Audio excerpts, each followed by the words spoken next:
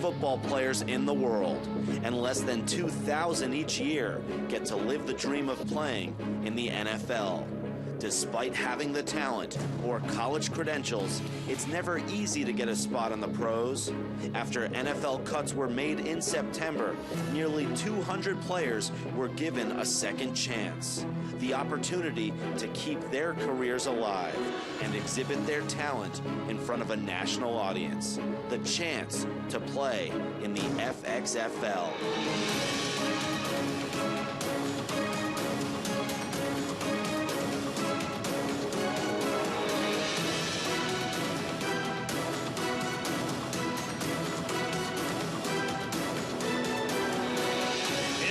FXFL presented by Nivea Men, and we welcome you to beautiful downtown Omaha, Nebraska, as the Boston Brawlers and the Omaha Mammoths get a chance to go head-to-head and nose-to-nose once again inside beautiful TD Ameritrade Park. And we are thrilled to be with you, everybody. Kevin Cork and the big fella, Keith Sims, with you. We've seen these two teams go head-to-head before, and in the last contest, the Mammoth offense was really terrific. They were, but I want to start with the running game. The Mammoths came out, and they really established a line of scrimmage. The offensive line was very physical, and they were able to get 2 touchdowns on the ground, one by Perkins, one by Flanders. To me, that set the tone for the game. Now, they passed the ball very, very well, and as Keith points out, when you're able to keep the defense off balance, it pays huge dividends in putting up 41 points. Meanwhile, on the other sideline, I thought Clemson fans loved what Taj Boyd did. Taj Boyd came out and did a great job of controlling the offense. I think his defense let him down in the second half, but you had nothing to be ashamed of with his performance. Okay, so now, and speaking of the quarterbacks, once again, they will be in the spotlight tonight. They've had a chance to see the opposing defense once before. That'll probably help both offenses. It certainly will. And Jordan Jefferson came out, and he was lights on in the first half. 2 touchdown passes by himself, but Brock Jensen, who saw Jordan Jefferson play, was not to be outdone and came off the bench and matched his performance with 2 touchdown passes of his own. And a little luck along the way. Taj Boyd, meanwhile, will have to be a little bit sharper and maybe give his defense a little bit of a break. Absolutely, and I think that's what they got to do, control the line of scrimmage this time. They've got to be physical coming in here because Omaha is undefeated at home, and they won't go down easy. And, of course, the fans are going to be very excited to see their Mammoths once again. How well will the contest go tonight? We'll find out together as kickoff comes your way after a very quick timeout. It's the FXFL, the Brawlers, and the Mammoths coming up next.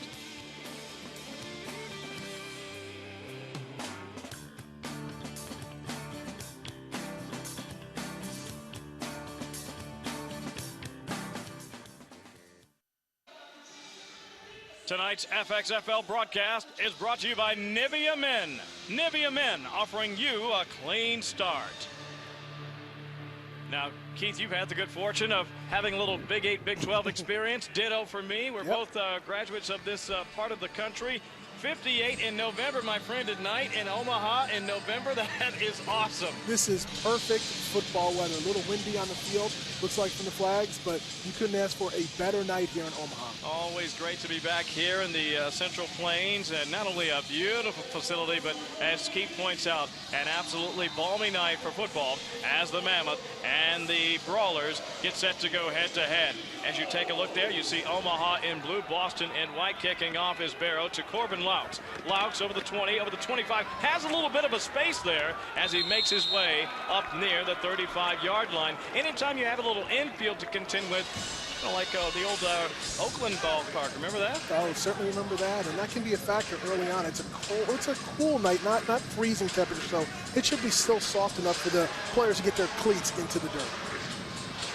So as the offense comes out for the Brawlers, one of the things that we know happened the last time these two teams met is they were able to move the football effectively early. We will keep a very close eye on that young man.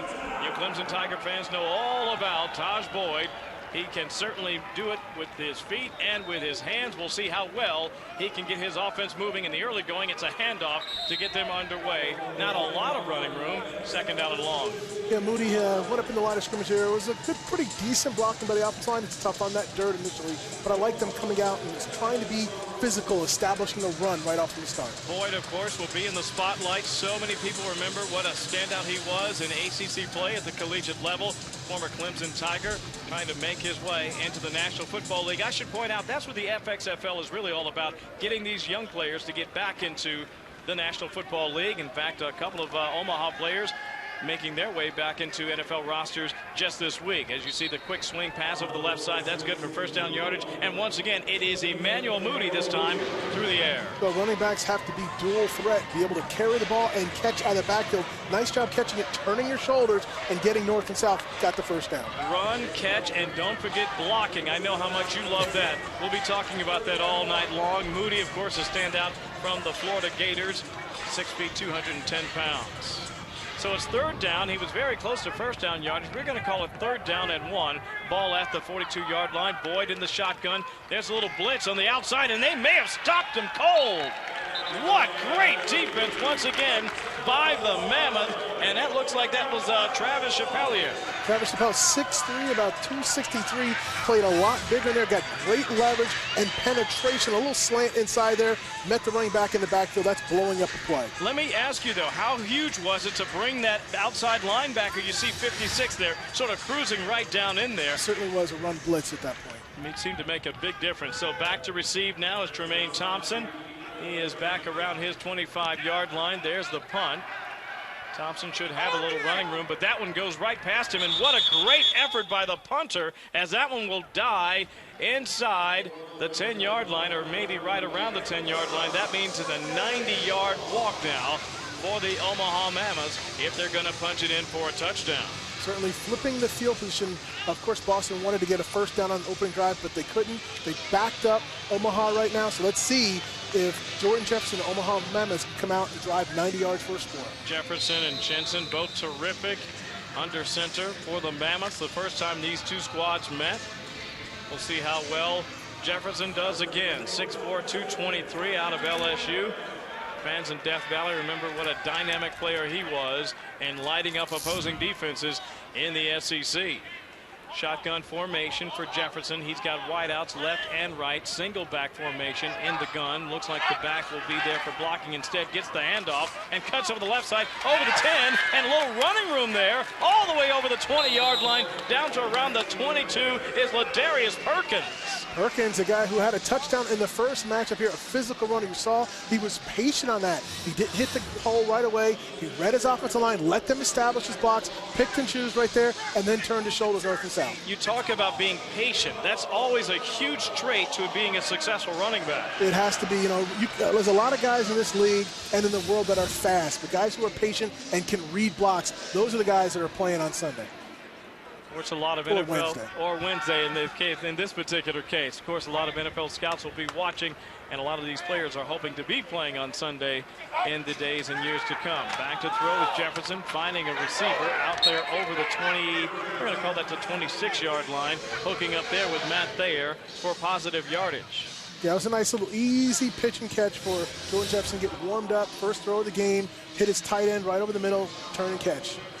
You know, Thayer took a shot that's low, and I know that's been a big discussion in the National Football League. How do you tackle now? How do you hit? Back in the old days, a guy would just light you up, but now you have to be more strategic in the way you try to bring down an opposing player. You really do, and in the FXFL, they really talk about the basics and coaching the right way to do it, and that was certainly the right way to tackle. Second down, 5 yards to go. Again, shotgun formation for Jefferson. Little pressure, fires over the left side, and again, it's a nice strike.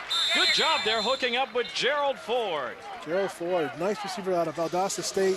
Doing a great job of turning his shoulders back around, getting his hands, giving Jordan Jefferson an easy target. But give a little credit to the offensive line. They've given him time to throw at this early point. Wolf in there on the tackle for the Brawlers. And that is a first down once again for the always explosive Omaha Mammoths. We're going to talk a little bit more about Gerald Ford. Of course, he shares a name with the former president, who, by the way, was born, guess where? Guess Omaha. How's that? Yeah, you go. Omaha, Nebraska. You read your rundown. I'm proud of you. First down, 10 yards to go. Once again, Jefferson behind the center, this time under center. Avoids the rush. Goes way back. He's going to have a little time. Fires. Has a man, but overshoots. his target there, trying to hook up over on the left side. With no success, Darrell Walker was out there. Meanwhile, you see Cato Bishop was in there applying the pressure, 2nd down and 10. Cato Bishop did a great job of beating the left tackle up the field and applying that pressure to Jordan Jefferson. But you saw what he brings to the table, Jefferson. He's a mobile quarterback. He didn't get spooked out of there. He moved around and still tried to make a play down the field. So important to maintain your poise if you're going to make an NFL roster. A lot of guys in college can get the job done with their feet. Jefferson, obviously a guy who has a gun. He can really throw the football, and as long as the poise is there, he'll be successful. Meanwhile, this time it's a handoff and nothing doing. Not a lot of running room. As you see, Perkins is swarmed under by the stout brawler defense, and it was a gang tackle there, Keith. It certainly was. I think there's a read option play by the quarterback. He's reading the defensive end. Is the defensive end going to close? If he closes, you don't get hold the ball. This time they had a blitz outside, and they closed down on the read option, so no one ran. Very good point. That really painted them into a corner. Nowhere to go for Jefferson. He had to give up the football, and the defense, as you say there, Keith, was certainly there. Johnny on the spot. So 3rd down and long, 3rd down and 9 yards to go. Fairly decent field position here. If they have to punt, it would certainly change the field position depending on a return, but they're looking for 9 yards and a 1st down. Jefferson under pressure, steps up, fires, has a man near midfield, and once again it is Gerald Ford, and it's 1st down yardage for the Mammoth. Great job again. Both teams are bringing a lot of pressure early. This time you see the left side of the screen, you see a blitz, offensive tackle, fanned out, picked it up, gave Jordan Jefferson enough time to find his receiver open for the 1st down. Can't say enough about the job being done right now by Jefferson. He is absolutely firing that ball. Really tight spiral, finding his spots, and he is hooking up with success with that young man, Gerald Ford. So it's another 1st down and 10 yards to go for the Omaha Mammoths, who began this drive all the way back just inside their 10-yard line. Perkins trying to fight off a would-be tackler, no way, and everybody again is there, and that means it's going to be 2nd down and long. Let's welcome in the other member of our broadcast team. Harry Checkman joins us from the sidelines. Harry? Good evening, Keith. A beautiful night for football here in the Midwest in Omaha. It's about 65 degrees. There was some rain earlier in the day, but the conditions couldn't be more ideal, really, for football. And you can see the fans here having a good time, packing it in this side of the stadium. Now, remember the last time these two teams played, Omaha defended home field here at TD Ameritrade with a big win over Boston, trying to repeat that now during this national broadcast. A big night of football here in Omaha. Back to you. Harry Checkman, thank you, my friend. Meanwhile, it's Darius Perkins testing the left side of the defense and the right side of the offensive line, certainly giving him a little running room there. He has eventually run out of bounds. That's going to make it 3rd down, and I'll call it 5 from here.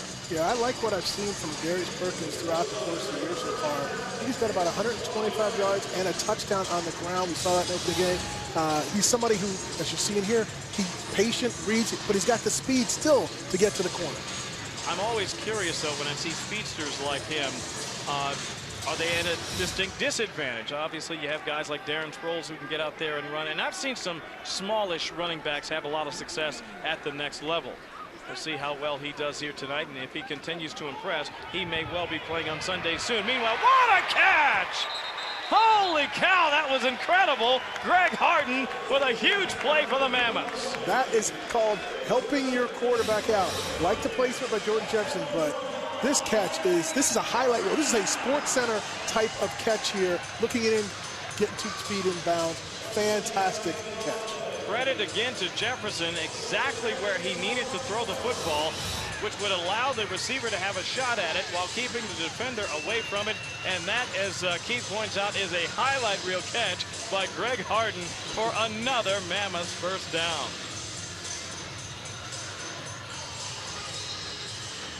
Two words going up from the sideline. Oh, yeah.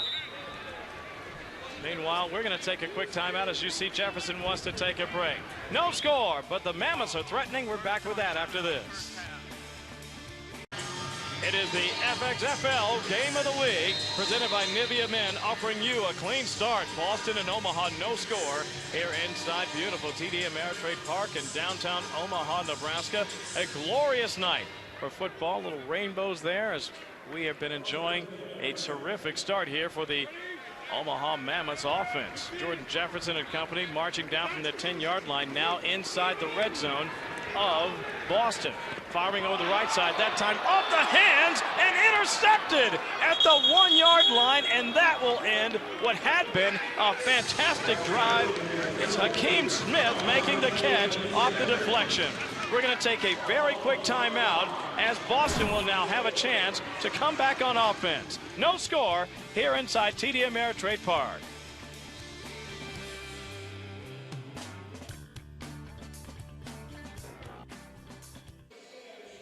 Welcome back, everybody, inside TD Ameritrade Park in downtown Omaha, Nebraska. No score between the Boston Brawlers and the Omaha Mammoths. A turnover at the 1-yard line after a long drive by the Omaha Mammoths offense. A deflection off the hands of Darrell Walker is picked up by the defense in the air for the interception. That means first down, 10 yards to go for Taj Boyd and company. This is dangerous territory. You have dirt in front of you and infield here inside TD Ameritrade Park, and that means a running play is coming up on the left side instead, right in the middle of the pile, and barely getting out of the end zone.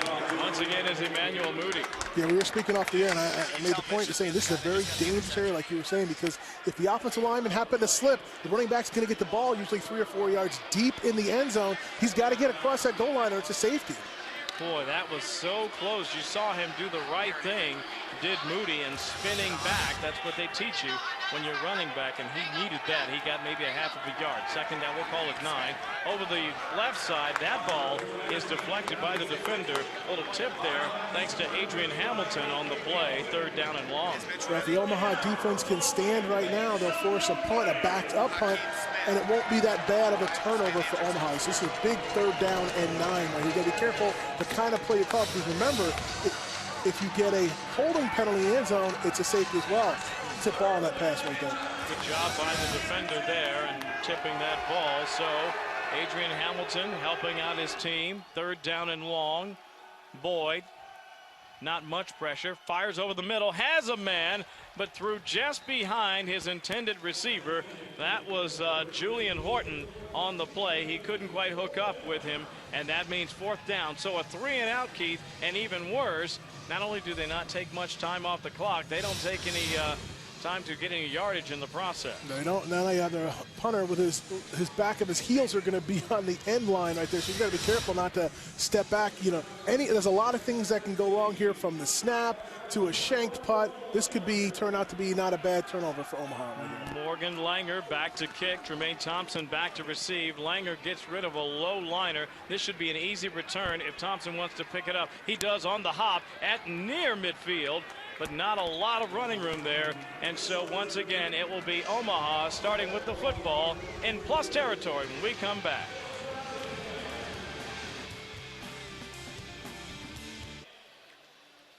Welcome back, everybody, to downtown Omaha, Nebraska. It's the FXFL Game of the Week, brought to you by Nivea Men. Nivea Men offering a clean start.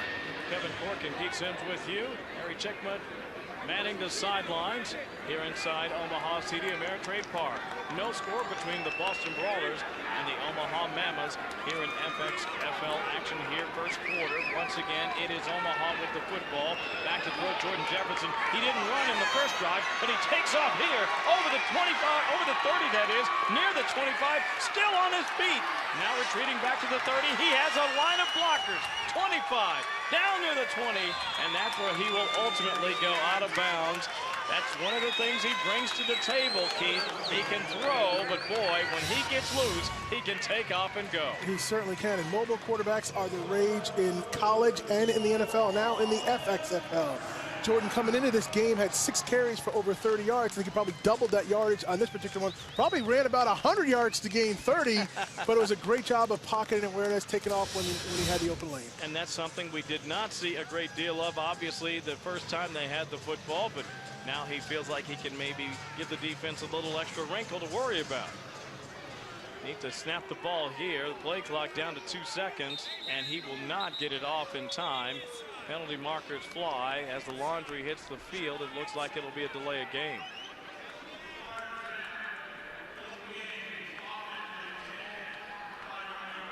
First down. So after a terrific play on the ground there by Jefferson, he will cost his team 5 as we take a look at the big Bayou Bengal, and what a career at LSU. Oh, certainly All-American, 32 career starts. He was a dual threat running and passing. Look at that, over 1,000 yards and 12 TDs. And you saw the ability right there on that last running play. He's a guy that I'm surprised he's not in the NFL, but now he's got an opportunity to get back. Second chances. Second chances indeed. A little read option here. And once again with the handoff, this time it's Timothy Flanders. And he picks up a couple yards. Tough sledding there, trying to get back to that second down and 10 range. And it looks like he may have been successful in doing that. Well, it looks like Omaha is getting back to basics. In the first game, that offensive line and that running game really dominated in the first half of that game. Flanders, in fact, had a rushing touchdown along with Perkins. So I think Sandy Buddha is really going back to basics right now. They had the explosive running play with the quarterback, but control the line of scrimmage right now. I really liked the way Flanders ran in that first game that you and I called here. I thought he had some really hard-nosed running that kept alive a couple of drives. We'll see if he can do that again tonight. Second down, 10 yards to go, again out the heels of a 5-yard delay of game penalty, and that put them back and down in distance. Again, a little hard running there by Timothy Flanders. Not nearly as much running room, but that'll make it third down, and I would say reasonably manageable. Maybe about 7 yards to go. There's a good look at Sandy Buddha. Offensive guru both in the passing game and in the running game, and he's a smart head coach and a smart offense coordinator. He sees his teams struggling a little bit, get back to the basics, get his line physical, get them firing off the ball, and manage third down. Great to see Sandy still coaching and still teaching. Very, very popular man here in the Omaha area. You folks who are familiar with UNO certainly know how well he did over there. Third down, 7 yards to go. Shotgun formation for Jordan Jefferson. Bayou Bengal trying to avoid a turnover here. Firing toward the end zone, and it's nearly intercepted. But just dropped at the last second. You saw Ernst Brunn nearly haul that thing in, but could not quite haul it in as the defender was there. Trying to get his tight end over the middle, but that was really good coverage by Boston. The linebacker was between the tight end and the quarterback, and it became a jump ball. Almost another interception for Boston. That would have been the second of this game here in the early going. The last time they managed an interception, it was off the deflection off the hands of Walker. This time, no chance for it, and so it's going to be a 35-yard field goal attempt for the Mammoths. In the first game, we saw a missed extra point here. We'll see if it affects this field goal. Barrow, kick is up, and it looks like it's wide right, and indeed that is the case. You can never be certain how things will play out when you're kicking on the dirt, and you called it, Keith. You said at the very outset of the broadcast that can really bite you. It can. Everything's got to be perfect when you're in dirt. The snap's got to be perfect. The hole's got to be perfect. And the kicker has to adjust his trajectory for being in the dirt. And unfortunately, right there, couldn't make it happen. But let me ask you, though, as a professional, and you played in the league, I'm just going to throw this out there. I probably wouldn't give him too many demerits for missing a kick like that, given the conditions. Or am I being too soft on it? You're being way too soft. We are very difficult, very hard on our kickers. When we call upon you, we expect you to make a kick. Now, if that was a 50-plus yarder, we'll give you a little bit of slack. But no, anything inside the 40-yard, you should be automatic at that point. All right, and so that will once again mean a mistake by the Mammoth will pave the way for the Brawlers now to get the football on offense. Taj Boyd with a little pitch to the backfield, and again trying this time to test the right side of the offense, and Emmanuel Moody of the right side of the defense, and Emmanuel Moody once again picks up the carry. Antonio Gillespie there on the tackle. There's a good look at Terry Shea, guy who really was terrific in the college game. I believe he's been in the pro game at least 4 different clubs, a lot of experience, and that's what you want here in what is effectively a developmental league for the National Football League. You've got a bunch of great coaches with a wealth of knowledge about the game. Second down and 8. Not a lot of running room there you saw for Moody. Meanwhile, Boyd decides to take off. Not nearly as much running room as we saw earlier when Jefferson took off. And as you see, Daniel Riley is there to make the tackle. No, but another smart decision by Taj Boyd here. He went through his progression of his reads, and nobody was open. Pulled the ball down and got what he could. Positive yards on that play right there. Very smart indeed. That makes it third down and 1. And you make an excellent point. Listen, in the stat sheet, that's just as good as a handoff to Moody over the left side for 8 yards. And so they will certainly take it. 3rd down and short, 2:53 to go here in the first quarter of this FXFL battle between Omaha and Boston. Big time blitz coming. Oh, he doesn't get much, if anything at all. And it looked like he may have been stepped on to go along with that great surge as the defense brought an all-house clear the benches blitz. Yeah, I thought he was going to have that right away. It looked like there was a clearing off to his right. He tried to go off to the right guard a little bit. It looked like somebody came low and got his legs and stopped him on that blitz. Wow, that happened so quickly. And the way he sort of stopped, I wasn't sure if maybe he was stepped on or if, like you said there, Keith, somebody just got down there. What a complete turnaround from the first ball game, where at this point we probably have about 28 points on the board compared to the first game. You called it earlier. You said the defenses now have seen the offenses before. They may have a bit of an advantage. First 2 punts averaging 49 yards a kick.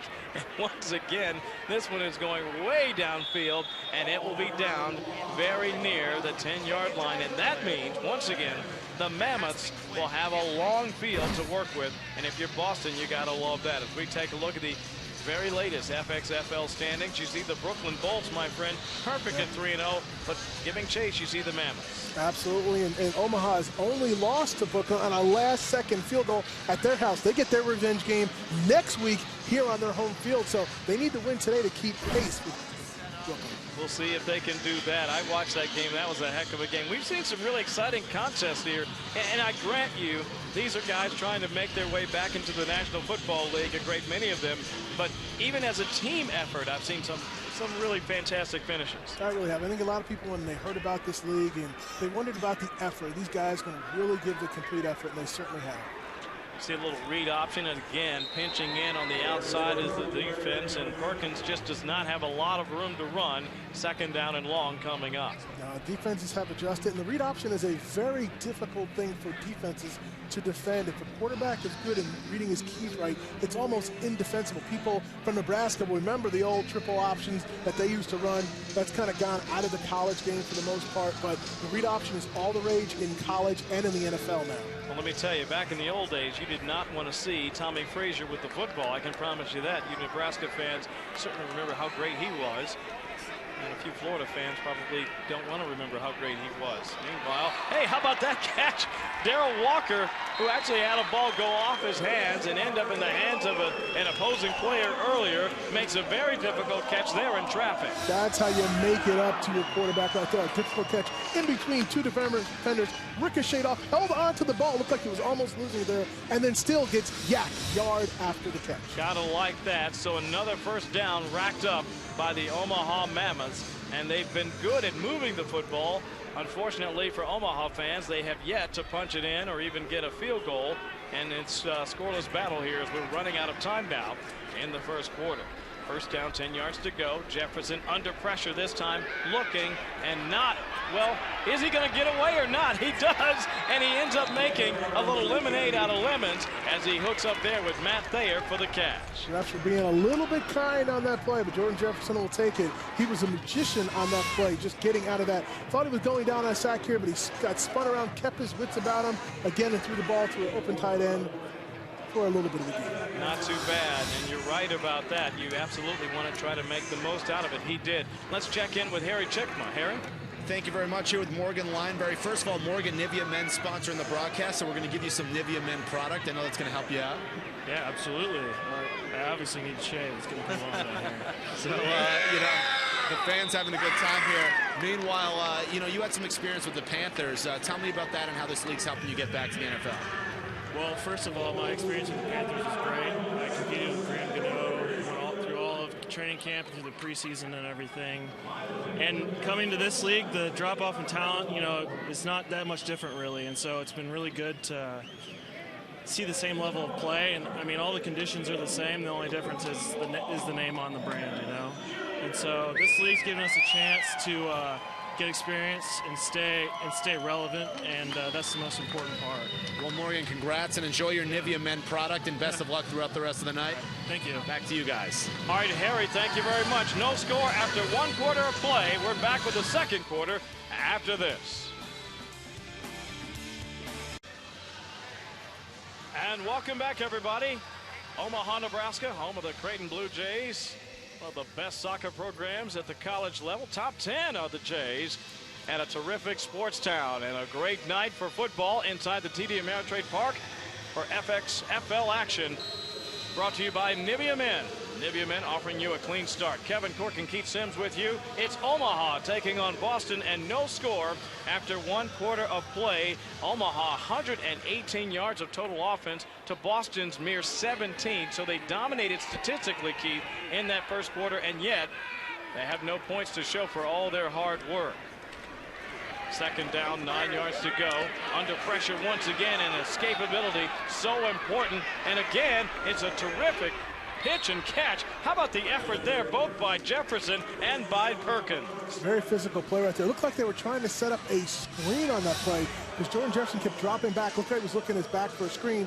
Pressure came to him, stepped up, thought he was going to run, but located his back in the flat and did a great job of eluding that first tackle and getting as many yards as he could. Well, give credit where credit is due, too. Perkins took a wallop and still managed to make a fantastic play there for positive yardage. That'll make it 3rd down and 4 yards to go. Yeah, Omaha's done a good job of moving the ball. That turnover inside the red zone is probably the difference in this being a 0-0 ball game and them having points on the board. You're right about the turnover in the red zone down at the 1. They also have missed a relatively makeable 35-yard field goal. Left side, it's Perkins, and again, he is running hard, and I love what he's been able to do as he picks up first down yardage before being knocked out of bounds by Matt Hansen. Perkins has been their workhorse back throughout the year, and again, good vision, patience, kind of letting his blockers dominate the line of scrimmage, sliding on through there, and getting the first down.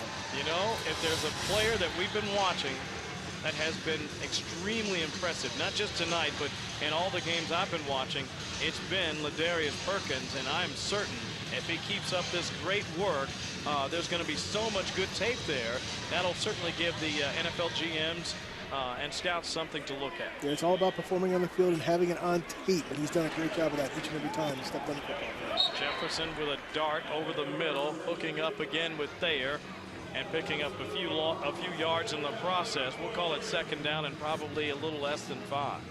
Well, we're seeing the tight ends being active today in the first ball game. I don't think they got a ball until the 4th quarter, but now they're a bigger part of the offense right now and helping moving the sticks. Tell me why that's important from a quarterback perspective. It's a very easy throw. It's usually typically right over the center. It's usually a free release for the tight end, and the quarterback can get the ball off quickly. Boy, we've seen some great tight end play lately at the National Football League level.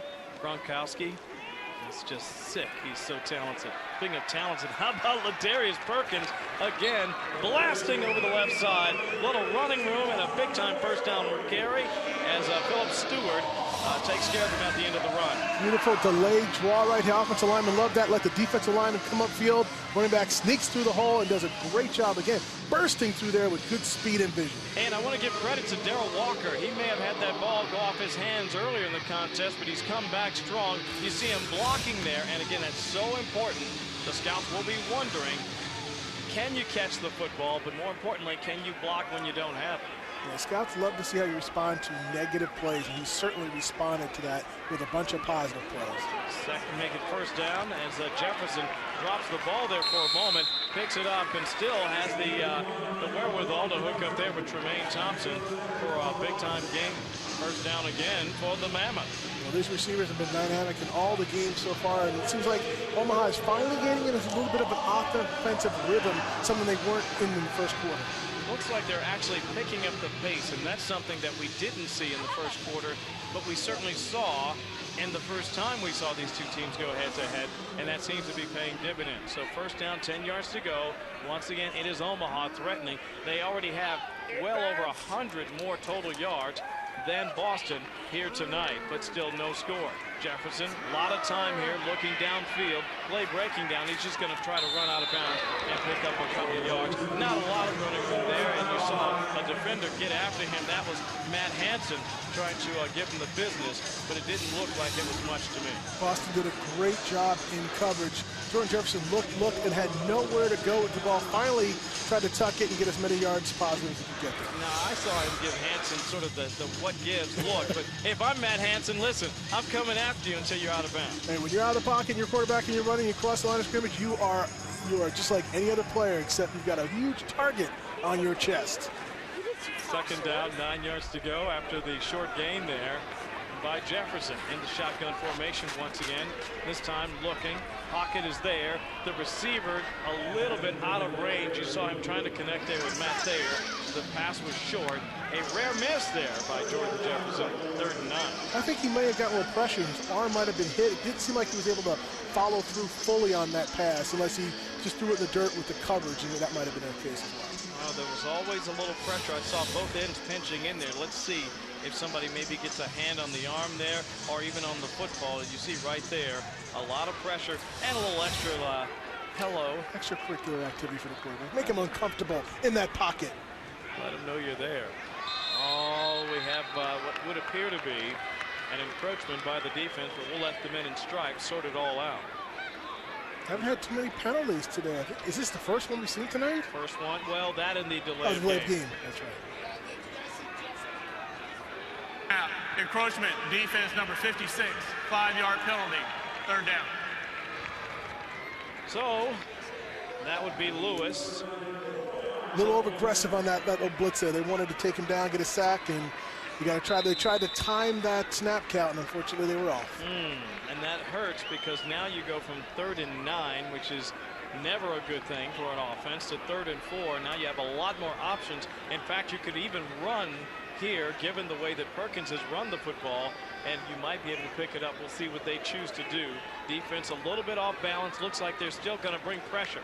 Jefferson looking, hooks up with Perkins. Will he get there? Whoa! Tackled up high. That might be a flag for a horse collar. Yeah, Philip Stewart had those hands up high, and that usually is a very bad sign for a defender. That's good. Just flared out to the back on the back right there. You know what? It wasn't as bad. Now I see the replay. Play, after the play, personal foul, unnecessary roughness, defense number 54. Penalties enforced half the distance. 1st down. I understand and respect player safety is first and foremost, and that's why that penalty was thrown. It wasn't in a horse collar. He was kind of carried momentum out of bounds, and he could have eased up, but he didn't. He continued that tackle. I'm looking at your eyes, and I know you're saying, back when I played. That's exactly what I'm saying. Oh, they were never throwing the flag for that. 1st down, 10 yards to go. It's a different world, right? And once again, it is Perkins with the handoff. Got a little running room over the left side. He's inside the 10, inside the 5, and down near the 2-yard line. After another nifty effort, you see Cunningham there to make the play at the very end. Perkins is the kind of back that you give him the ball more, he gets a better feel for the game, and what a stiff arm right there in the hole. Tried to get another one to get in the score, and he was upset. You can tell right there. But he's getting stronger. The more carries he has, it seems like he's getting more comfortable in the game, and I think Omaha is finally going to get on the board in this drive. I'm just going to call it out right now. If this guy is picked up on an NFL roster, he is going on my fantasy squad. He's got a nose for the end zone. He is shifty and a terrific talent. So 1st and goal, he'll get the football this time, and look at him making people miss, and a touchdown by Ladarius Perkins. Spike the ball, you deserve it. You know, we're getting highlight reel plays tonight. That was 100% Ladarius Perkins. He should have been tackled in the backfield. He had 3 missed tackles. He juked 3 players to get in the end zone. That is effort, folks. That is a tremendous play. Look at him here. Ground level, making one man miss and another, and still the wherewithal to fight his way in for the touchdown. Look at it again on the replay. You're right. Look at that. Guys have him dead to rights. Not to be denied. I mean, that is a man who had it on his mind. He was going to score, and it didn't matter if 11 guys were coming after him unblocked. He was going to get that ball in the end zone. And a long drive by the Mammoths is capped by that run. A 6-minute, 54-second drive that goes 13 plays and 90 yards, capped by Ladarius Perkins' 2-yard touchdown run. 7-0 is our score. We're coming back with more FXFL after this. And welcome back, everybody, to TD Ameritrade Park in Omaha, Nebraska. This is the FXFL, brought to you by Nivea Men, offering you a clean start. And what a start for that young man. Ladarius Perkins, a 2-yard touchdown run, capping a 13-play, 90-yard drive as the Mammoths are finally on the board. Yeah, I like what I've seen from Ladarius Perkins through all the ball games we've covered, and as a former offensive lineman, I can tell you, I wouldn't mind blocking for a young man like that who's going to put forward that kind of effort. Even if the offensive line makes a mistake, he made them look good on that play. Indeed he did, as Barrow kicks off down to Corbin Louts, who received the football right around the 17-yard line, over the 20 and the 25, past the 30 and down right around the 39-yard line. So again, terrific field position for the Brawlers as Travis makes the tackle. Let's check in once again with Harry Chickma. Thank you very much, Kevin. Here with the Nivea Men Sideline Report, and we have a special guest, Ashley Reeby. Now, the commissioner of the league, Brian Woods, is a big fan of the cheerleaders, saying that it really adds to the league. And you're one of the great cheerleaders here in Omaha. You're from Jacksonville. How do you like getting the fans excited? I love getting the fans excited and pumped up and ready for a Mammoth game. Now, being a cheerleader here, what are some of the difficulties of that? I mean, it's not easy to be on your game at all times. You just have to think on your toes at all times. Weather is always a big thing, and just go to your happy place is what we say. Meanwhile, let's get a cheer here. One last cheer for the fans on national TV. Let's go, Mammoth!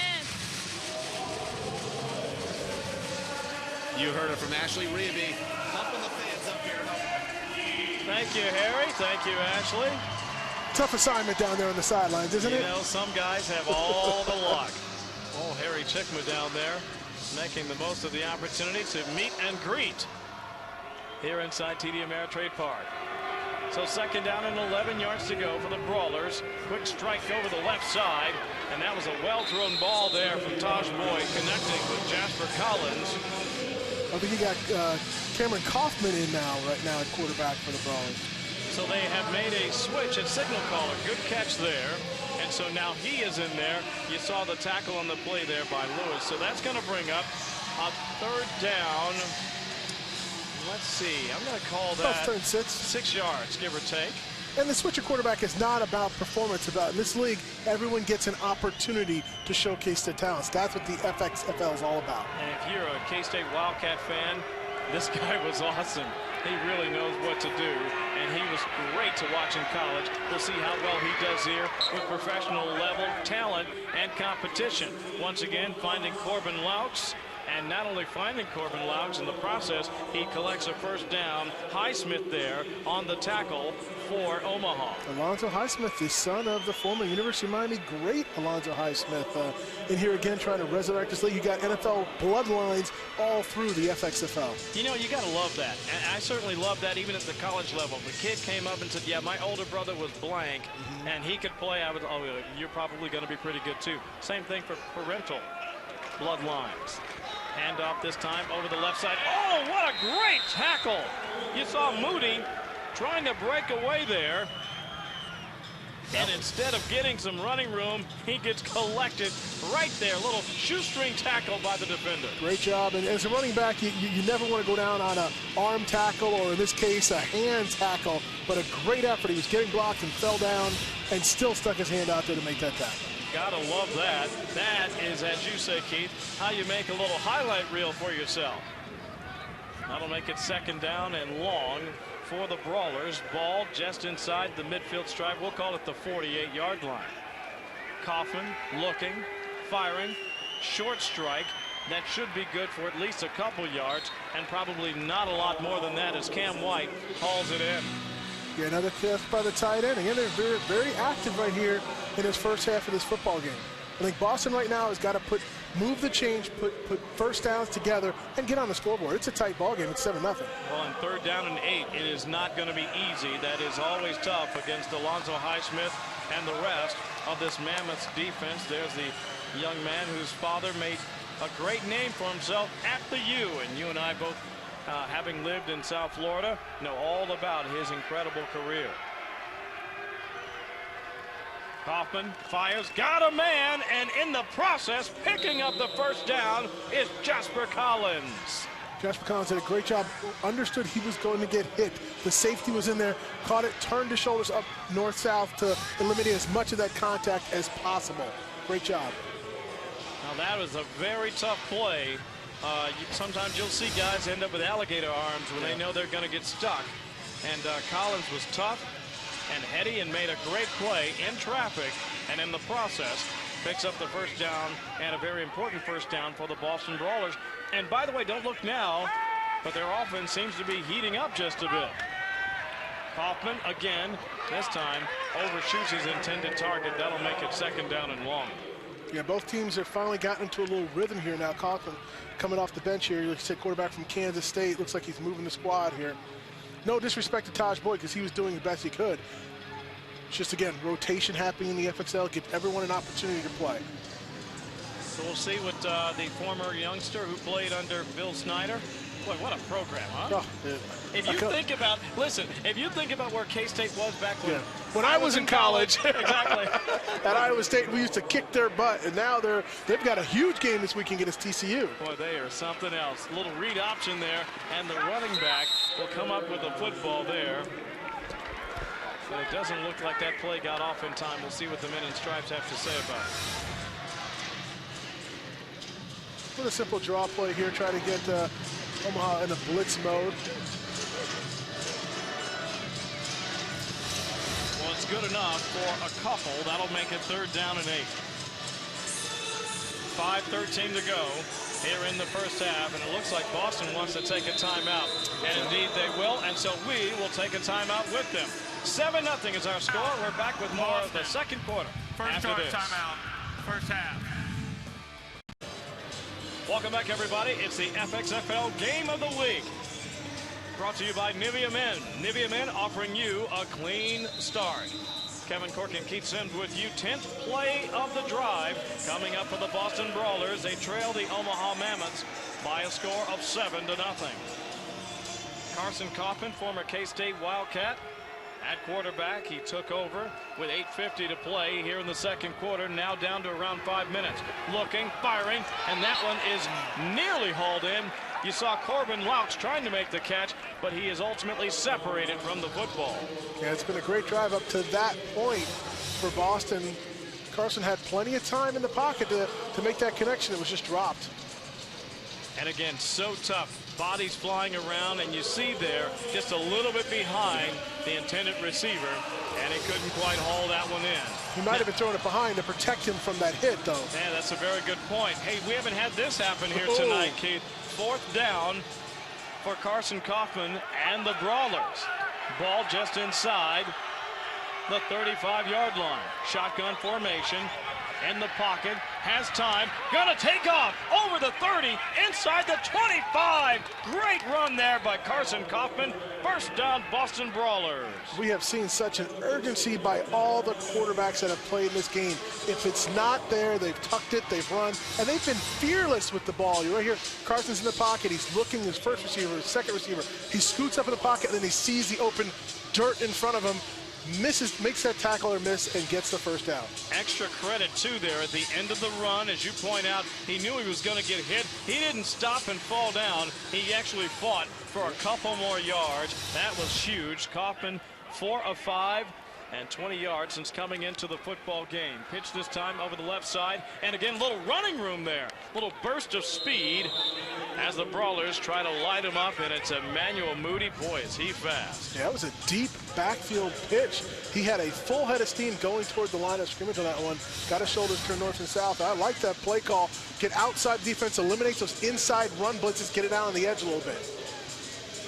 Again, excellent vision there on the part of Emmanuel Moody, and it's going to be a timeout there on the field. It looks like the Brawlers may want to talk this one over as they continue this long drive, as they try to come up with the equalizer there. You see there, it looks like Brandon Ford is a little bit shaken up there on the play.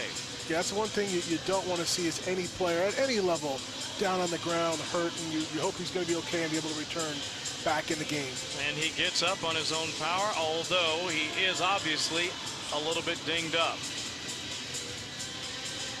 Let's hope that he is okay. Hey, while we have a moment, Keith, let's go ahead and take a look at the remaining schedule. The FXFL brought to you by Nivea Men. Hashtag clean start.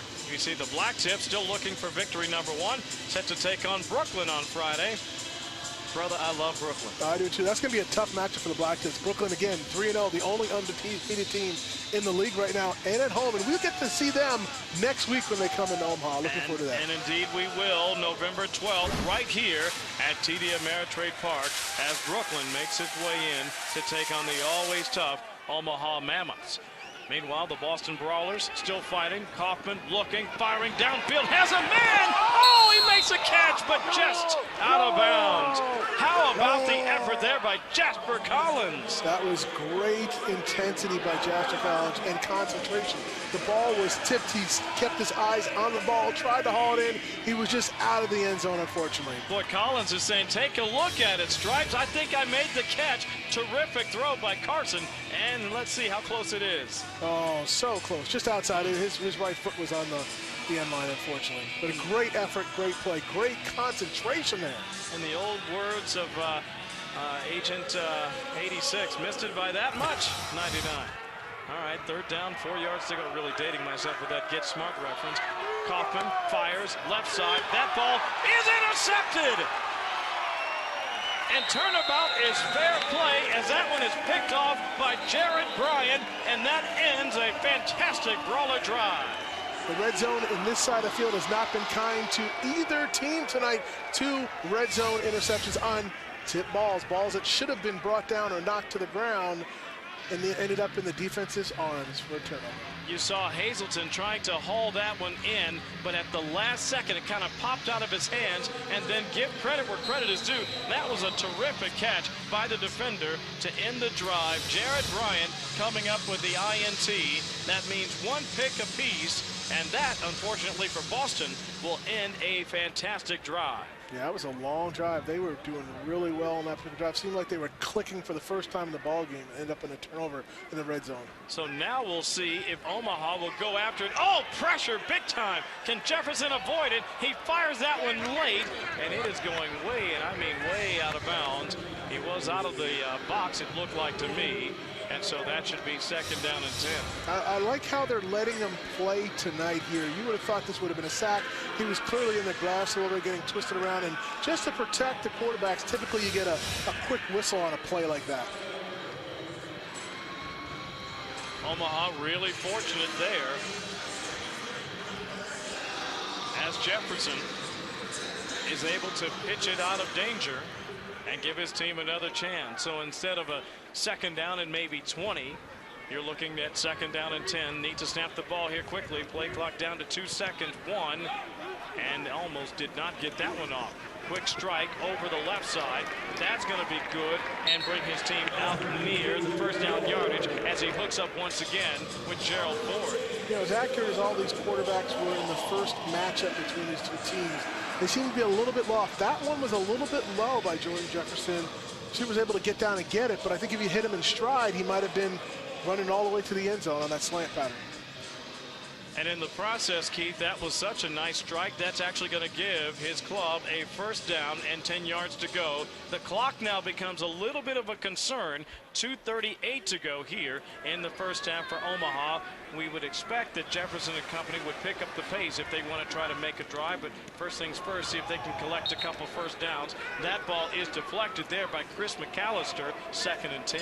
Yeah, there's nothing you can do about that. Sometimes the defensive linemen, when they realize they can't get there, they're taught to get their arms up in the passing lane. That time it paid off for the Boston. McAllister making the pressure there. Getting those big mitts up there in the way of that throw. If there is a little rainbow in that cloud, it does stop the clock at 2:29 for Jefferson and the Mammoths. Shotgun formation. Again, heavy pressure. Ball is on the ground. And that looks like it's recovered by Boston, and it is. So turnover.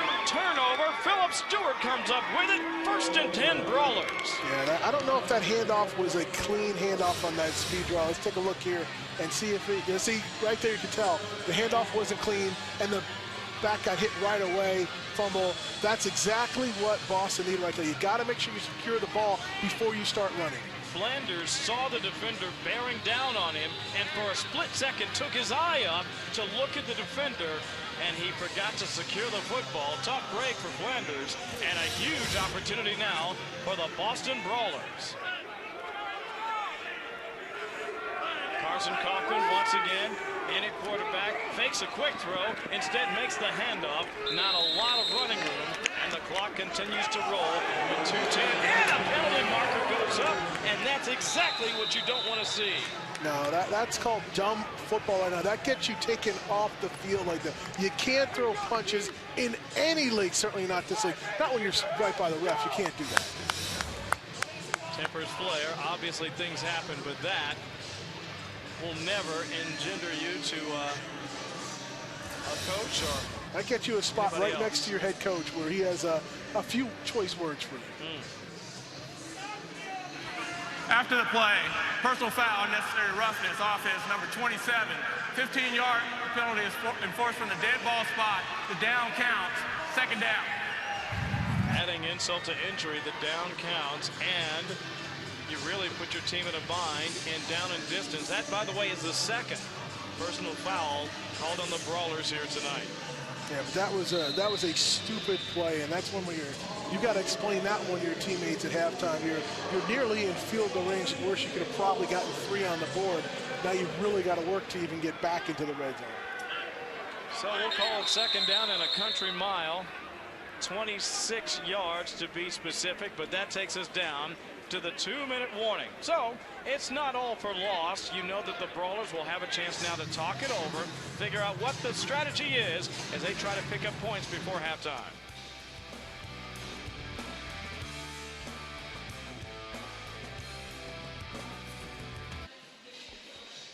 And welcome back, everybody. It's the FXFL Game of the Week. Brought to you by Nivea Men. Nivea Men offering you a clean start.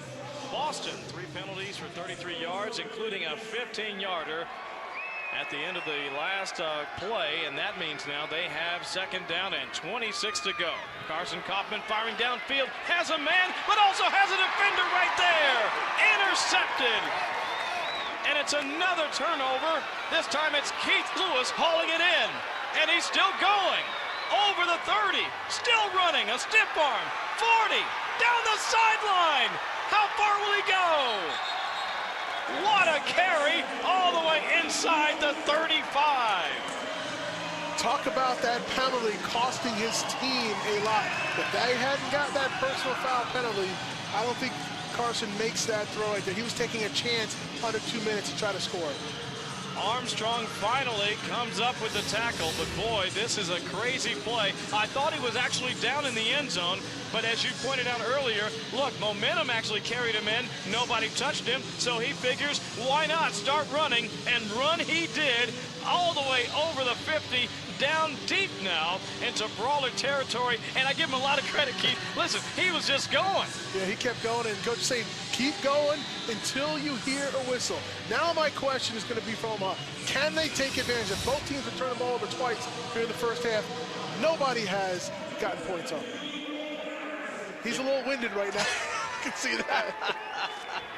Hey, listen, that's how I would look running from here to the refrigerator. That kid just ran about 100 yards probably. Meanwhile, going the other way down the field, as you see there, that one is well out of bounds, intended for Darrell Walker, as Jefferson's offering sails wide left. That'll make it second and 10 with 1:31 to go here in the first half. Omaha leading 7-0. Omaha's got to be smart. Jordan Jefferson has got to make Boston pay for that particular turnover. It's a tight ball game, nip and tuck right here. Nobody's executing perfectly the whole time, but this could be a big score going into halftime. Listen, you figured, my friend, they were going to go for it. You know, everybody says, hey, you get a big turnover, go for the home run right after that. And they were obviously ready for a long pass. Now we'll see if they mix it up and have him run. Indeed, that's the case. But, oh, I saw a hand up near the top of the hat there.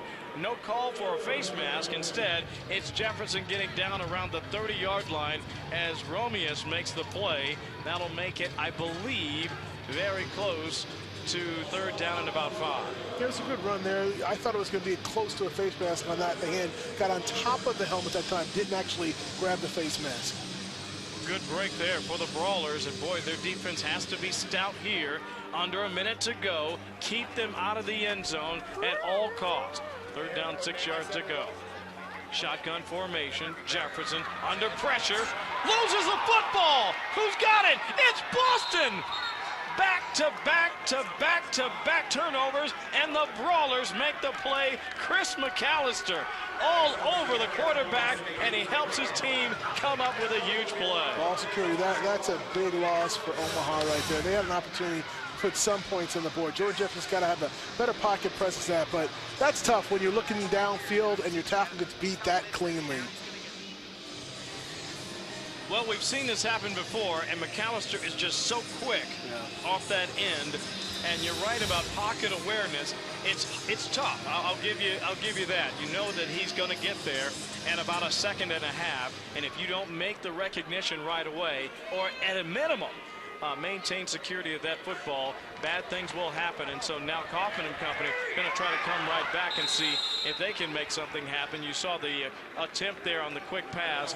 Nothing doing there as it goes off the hands. 2nd and 10 with 39 seconds to go here in the first half. Even on a screen, the offensive lineman let that defensive man come up the field way too quickly. You got to slow him down a little bit, or he's in the quarterback's lap. And the quarterbacks haven't had time on either team right now in this particular first half of this game. So we'll see. They want to go into halftime, kind of regroup on both sides of the ball. Too many turnovers in the first half. Hell, you called it, my friend. The game story right now, turnovers, and in particular red zone turnovers affecting both offenses.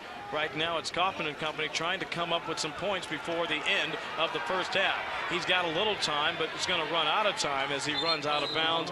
And it looks like there's some real estate it looks like a little laundry there on the real estate, my friend. That means holding, likely bringing it back. Why does it have to be holding? Everyone wants it to be holding just because it's in the backfield. It probably is, unfortunately, and I do know some offensive linemen hold, but you're always taught, hold before you let your quarterback get hit. Looks like Armstrong may be the guilty party. We'll see. Offense number 66, 10-yard penalty. 2nd down. So they say it's R.J. Matz, the guilty party. We'll see if we can see on this replay how well. That might not be holding. That might be a heck of a tackle, actually. They might have called that differently. But either way, it's illegal, and they drew the flag. So that would be 4 penalties now here in the first half of the Brawlers. Not exactly the kind of start they were hoping for, and yet they're only down a touchdown, so it's still anybody's game. Handoff there, once again to Moody, and it looks to me, I could be wrong, but it looks like they're content to go into the halftime down by that 1 score. Yeah, it looks that way. And I think that's a smart move by both coaches. Kind of get these teams in the locker room, calm them down, regroup, talk about the mistakes. I mean, we go back to all the red zone turnovers right now. This could be a completely different ball game for either team. Well, the great news, if you're a fan of the Boston Brawlers, is your club's only down a touchdown. And on the other side, if you like the Omaha Mammoths, listen, you did punch it in once, and despite the late turnover, that's certainly something to be happy about. You always want to try to maintain a lead, especially at home.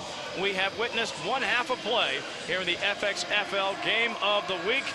And right now it's Omaha's Mammoths out in front by a score of 7-0. If you look inside the numbers, and we'll do that, of course, after the break as well, after halftime, it seems to me that at least statistically, it's been a Mammoths kind of first half. They have really dominated as far as probably the movement, the yards gained, and that kind of stuff. But when you get in the red zone and you turn the football over, you kill yourself on offense. You cannot do that. When you get, that's pay dirt area. You've got to put points on the board. Plus, you throw in the fact they missed a field goal in that area as well. So they could easily be up by 10 points at this point. So I think when they go in the locker room at halftime, they're going to look themselves in the mirror and say, hey, we could be dominating this game. This is our home field. We just have to play better in the second half. Meanwhile, let's send it down to Harry Checkma. Coach, looking pretty good. You guys up right now going the half. Well, our defense is playing great. It's shut out and been really doing a great job. Our offense has turned the ball over 4 times first half. This could be 21-0 right now, but we've thrown 2 interceptions. 1 bounced off a receiver's hand. Quarterback threw one in the end zone for an interception. We fumbled, and we just fumbled again. So we can't have that. So we've made it a close game, and it shouldn't be. Well, going into the halftime, I want to give you this Nivea Men product sponsoring the broadcast. I know you're a big fan. Thank you. I needed that. Good luck in the locker room, Coach. Harry Checkma with Sandy Buddha. Thank you. That was great stuff. Quick timeout. This is the FXFL Game of the Week, brought to you by Nivea Men, offering you a clean start. 7-0 is our score. Halftime coming your way after this.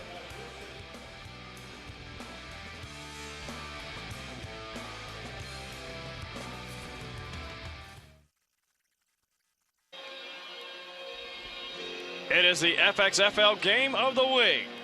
Brought to you by Nivea Men. Nivea Men offering you a clean start. Welcome back to Omaha, Nebraska, everybody. Kevin Cork and Keith Sims with you. Third quarter action set to get underway here between Omaha's Mammoths and the Brawlers from Boston. So a first half marred by turnovers. We'll see if both squads can clean it up and have a more exciting second half. I thought we had plenty of excitement, just every time the teams seemed to get near the red zone, something bad would happen. Coaches, and I know Sandy Buddha talked about it, you got to finish drives in any league, in any football game, and that's what they preach to their team. Ball security and finish drives. Cox on the return over the 25, nearly breaks a tackle. Instead, he is brought down right around the 32-yard line, and that is where the Mammoths will begin play here in the second half. You mentioned the statistical domination there, Keith, in the first half. Really, they moved the football, especially in that first quarter, up and down the field. But again, turnovers in the red zone. You saw a ball go off the hands of an intended receiver and end up being intercepted. And then fumbles, uncharacteristic, and certainly not something we saw in the first game when these two teams met right here at TD Ameritrade Park. No, you didn't, and we both expected the defenses to be stouter and play both offenses tougher. The thing we didn't expect is turnovers, and as many as we saw in the first half. Omaha averaging 5.3 yards per play in that first half and racking up 194 total yards. They begin by trying the right side of the defense. Not a lot of running room this time for Ladarius Perkins, as you see the Brawler defense coming up huge to put him down very quickly. In fact, they collect a negative play this time, minus maybe 2, 2nd and 12. So this is going to be interesting now because offenses are probably going to play it a little bit more close to the vest to protect that football. And the defense has been blitzing all game long, would be Boston or Omaha, particularly in the rundowns, to try to put the offenses in 2nd and 3rd and long, and they succeeded on that last play. Avery Cunningham with the honors for the Brawlers, so they come out hopping mad here in the second half. Fakes the handoff.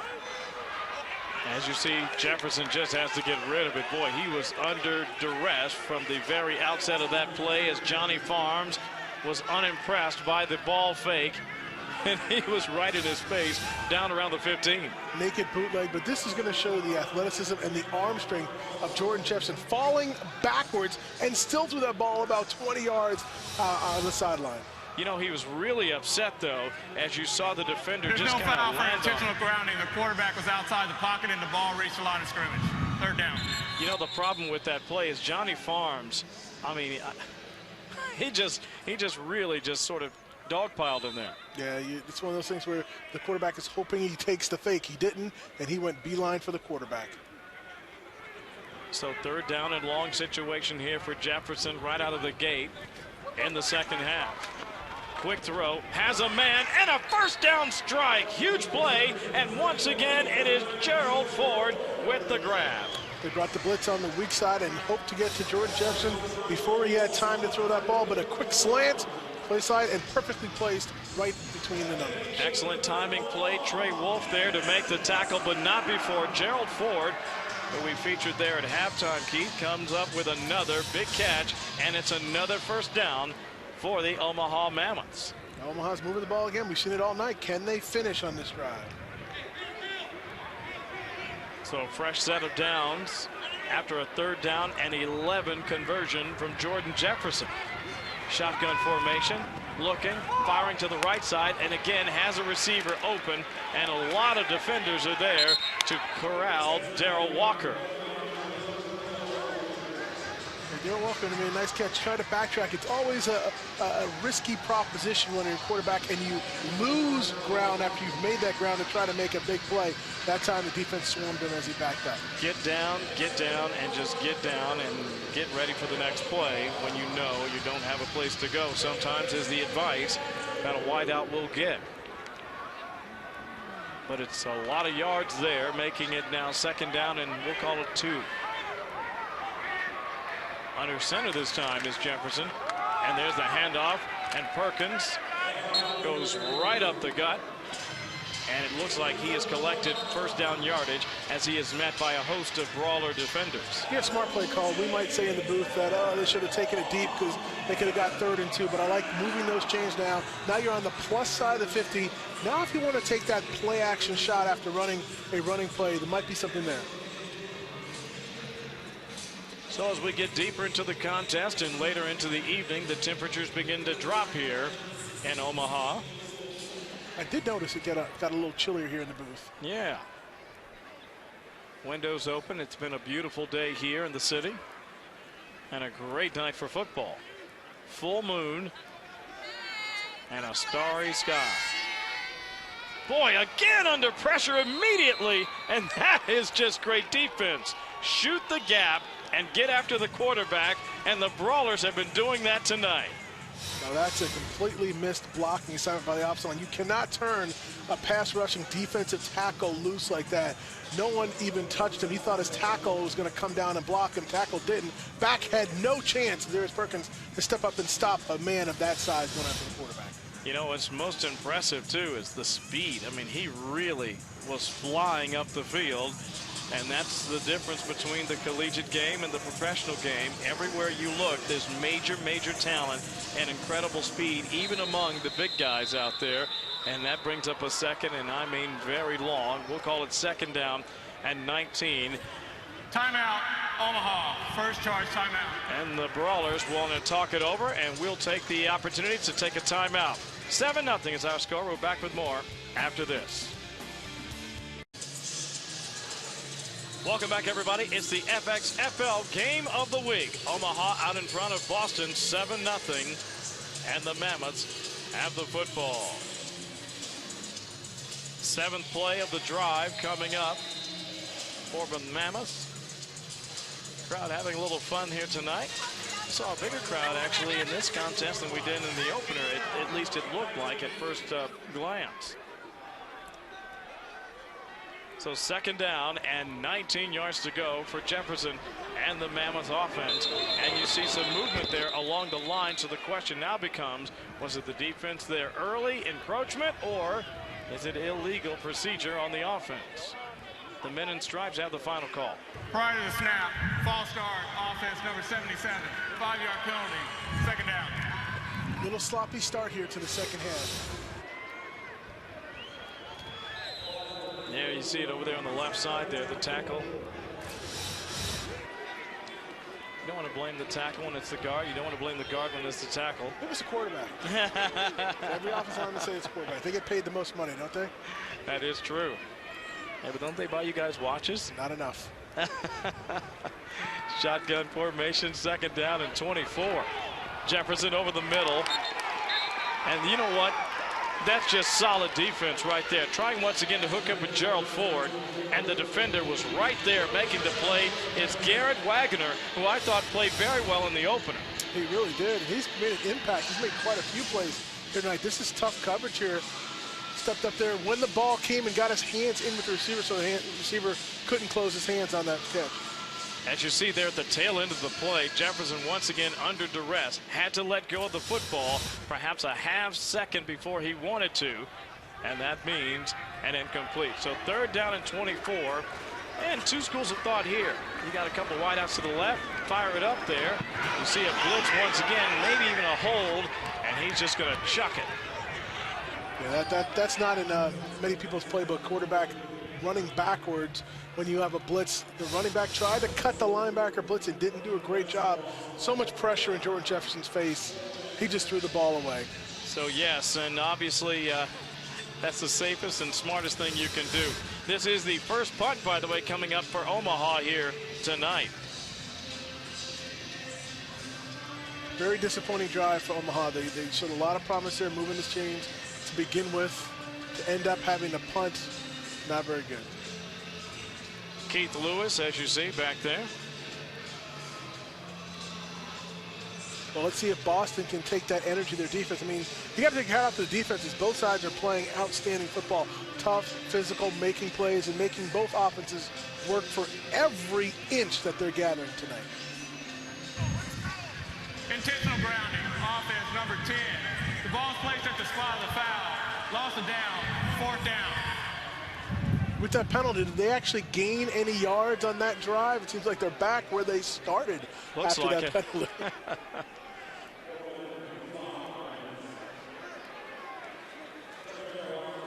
Talk about a change in field position now.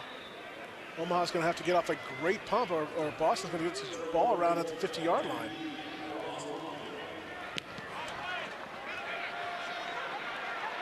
And he does a booming punt. Boy, and what a punt it is. Inside the 10, it's going to die around the 5-yard line. Wow. What a mistake not to field that ball. What was that, an 80-yard kick? 75 yards. You know, you want to get noticed. Yeah. Well, that's how you do it. You put one of those on film, I think the NFL scouts be a little wide-eyed on that one. 75-yard punt. But it's certainly a mistake by Boston here. You've got to back up a little bit. You've got to feel that. I mean, that's a ton of missed field position. Now you put your offense in a terrible position, backed up inside their 5-yard line. With the way both teams' defenses are playing, this could spell trouble for Boston. Boy, that's incredible, too, because that last drive by the Mammoths actually lost 11 yards.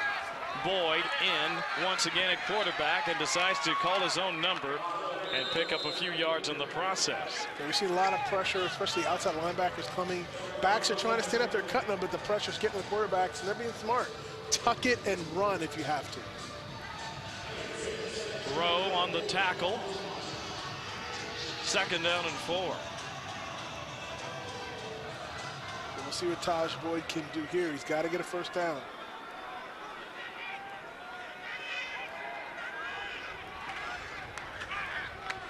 Handoff this time, right side, down around the 15-yard line is Emmanuel Moody.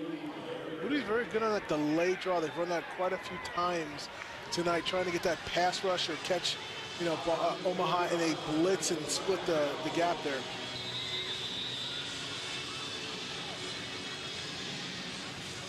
That's going to bring up a first down and 10 yards to go. And, you know, if you're going to end up with a ball deep in your territory like that, obviously you want to try to come up with a first down, and they were able to do that. We have a little break in the action there. Yeah, they're going to hurt player down. The trainers went out to kind of take a look there. And why don't we go ahead and take a timeout while we have a moment. This is the FXFL Game of the Week, brought to you by Nivea Men, offering you a clean start, 7-0 Omaha.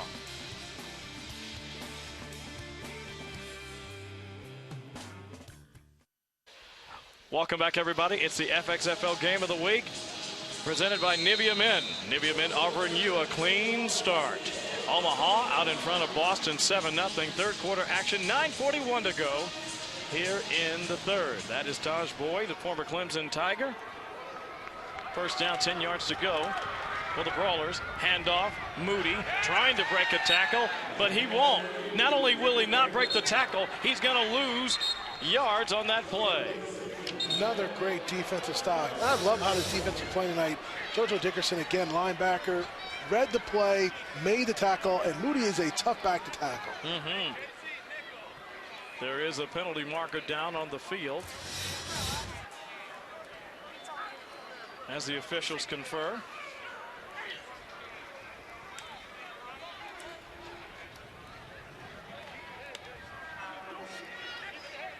You can't tell if it's on the defense or the offense on this one. Typically where that flag is dropped, it looks like the offense is moving backwards. Maybe it's a little holding or a legal block. Okay. After the play, unsportsmanlike conduct, offense number 27. Penalties half the distance from the dead ball spot. The down counts, 3rd down. Well, that is certainly bad news. If I'm not mistaken, that may have been the second time he's picked up a penalty like that, and in the process, that now moves him back. Yeah, I don't know if we're going to see him again tonight, because you can't hurt your team like that with penalties, particularly backed up. 2nd and 20. Quick strike. Left side, that one caught by Jasper Collins. He's having a good night.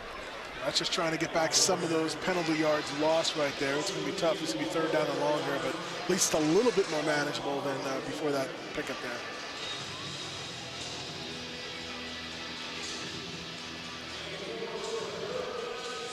We'll call it a gain of 4. That'll make it 3rd down and 16 yards to go. Ball inside the 10-yard line. What's in the old playbook for 3rd and 16? Generally speaking, not a lot. Not much at all, to be honest. Usually it's a draw, screen.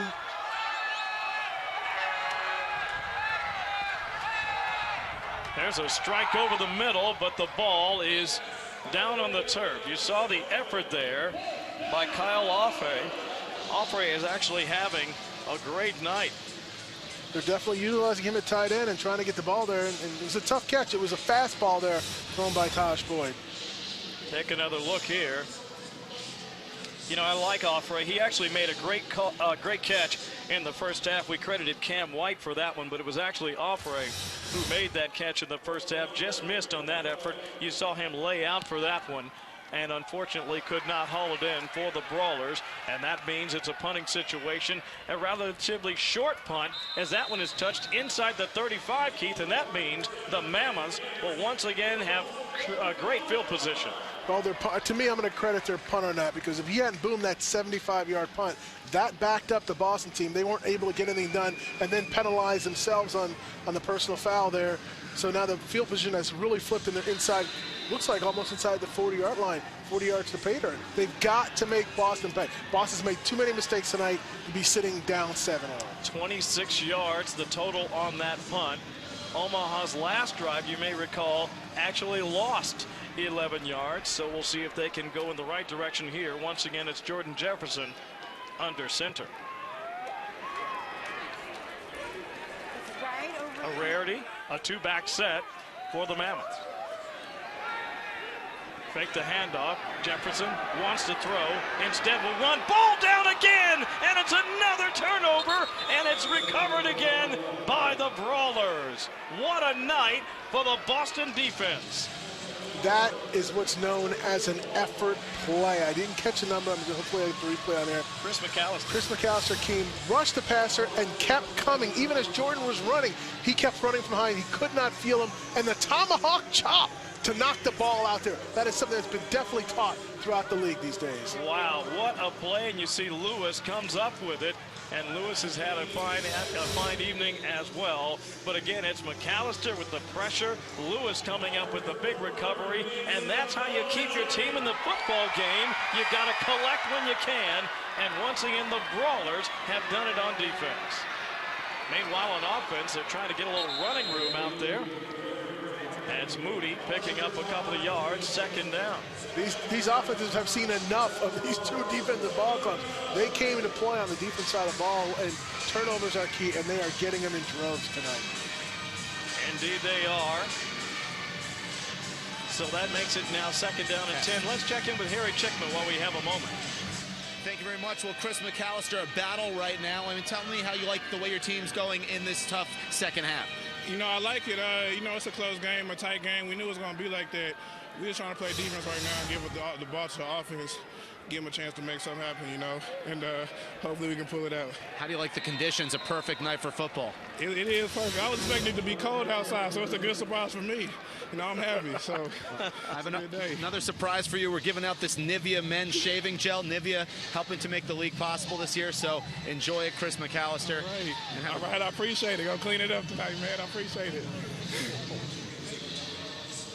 Great stuff, Harry Chickman. Thank you. And a very happy young man right there, and why not? That was one heck of a play. And that's the kind of effort that scouts would love to see on the field. That's what's called jumping off the page when you're watching film with Chris McAllister. Back to throw is Boyd. Pumps, fires, incomplete pass. Offenses just can't seem to get it going. I mean, you got to give the defense a lot of credit. But I think right now you've got to buckle down, kind of run the football. See a lot of passing right now. You're getting sacks, you're getting interceptions. You got the fumble on Jordan Jefferson's last scramble. They need to try to go back to that running game, settle everyone down, see if the offensive lines, one of those lines can possibly take control of this game a little bit. And so once again, it is back to the well for Langer. Back to receive this time is Thompson. That's not a very deep punt.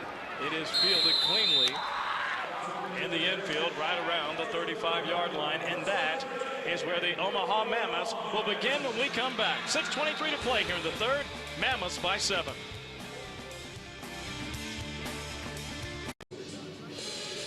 Welcome back, everybody. It's the FXFL Game of the Week, presented by Nivea Men, offering you a clean start. 7-0 Omaha out in front of Boston. 6:23 to play here in the third quarter. Kevin Cork and Keith Sims with you.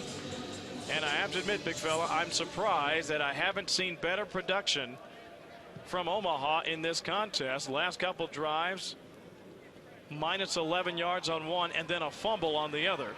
And they have the football now in the infield, trying to get it cranked up. Flanders there on the carry. Well, it's not for a lack of moving the football. They had over a 100-yard gap between them and Boston in the first half as far as yard gains. He outgained them, and then you see them moving the ball here. It's ball security, it's interceptions, it's the fumbles. It's hard to fault Jordan Jefferson when he was scrambling on the last one, and the tomahawk chop and the ball comes out. He's got to protect it. Dominic Whaley also trying to contribute offensively here. And look at the quarterback just take off. And that was a quick decision and a wise decision as Jefferson picks up what looks like just about first down yardage there before Greg Romeus picks him up. Yeah, it looks like he did a good job on that run. He made, like you said, a quick decision. Step out, almost maybe a called quarter. No, that wasn't a called quarterback draw. He saw it open up, and he went for the first down. Still 3rd and 1. They marked him a little bit short, but I anticipate Omaha handing the ball off here and running, maybe give Perkins a chance to get the first down. So 3rd down and short yardage. And maybe they cross them up just a bit here. What do you say? You do a little play action and throw it. Well, the protection hasn't been there all night long. I'd go for the first down, hand the ball off. And that is indeed what they do in almost rugby-like fashion. A little bit of a convoy there.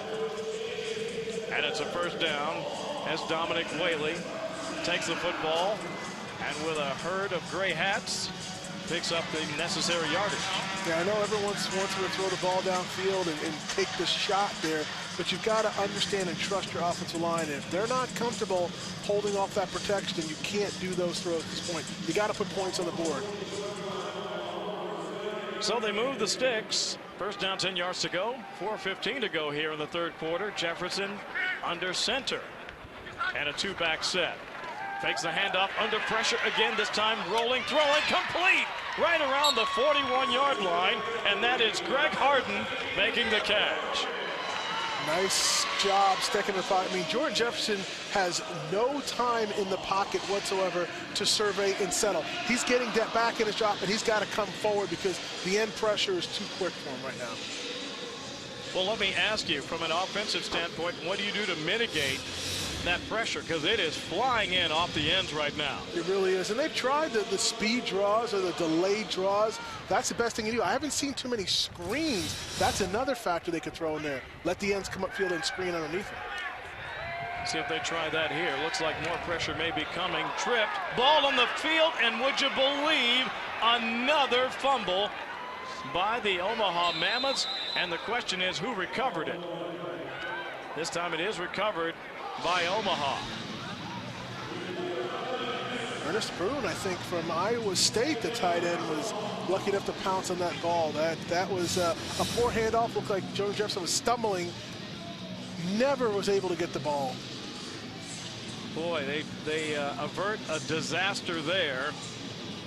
And I say disaster because they have had so many turnovers here tonight. That would have been a 3rd consecutive drive, ending certainly not the way Omaha would have liked.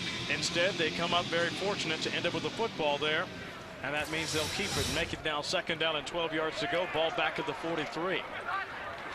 Here comes the pressure again, and it's a draw this time, and they try to use speed over the right side. Yeah, we talked about the draw play to kind of help slow down that pass rush. But if they can't even get the quarterback to center stage, you're talking about the simplest, basic things in football. Quarterback, running back, handoff. And if you can't get that, execute that cleanly, you can't do anything in offense. Whaley with the carry. Cobb there on the tackle. That makes it now 3rd down and 9 yards to go. 2:20 to go here in the third quarter. As we see Jordan Jefferson survey the defense from the shotgun. Single back once again is Dominic Whaley to his right.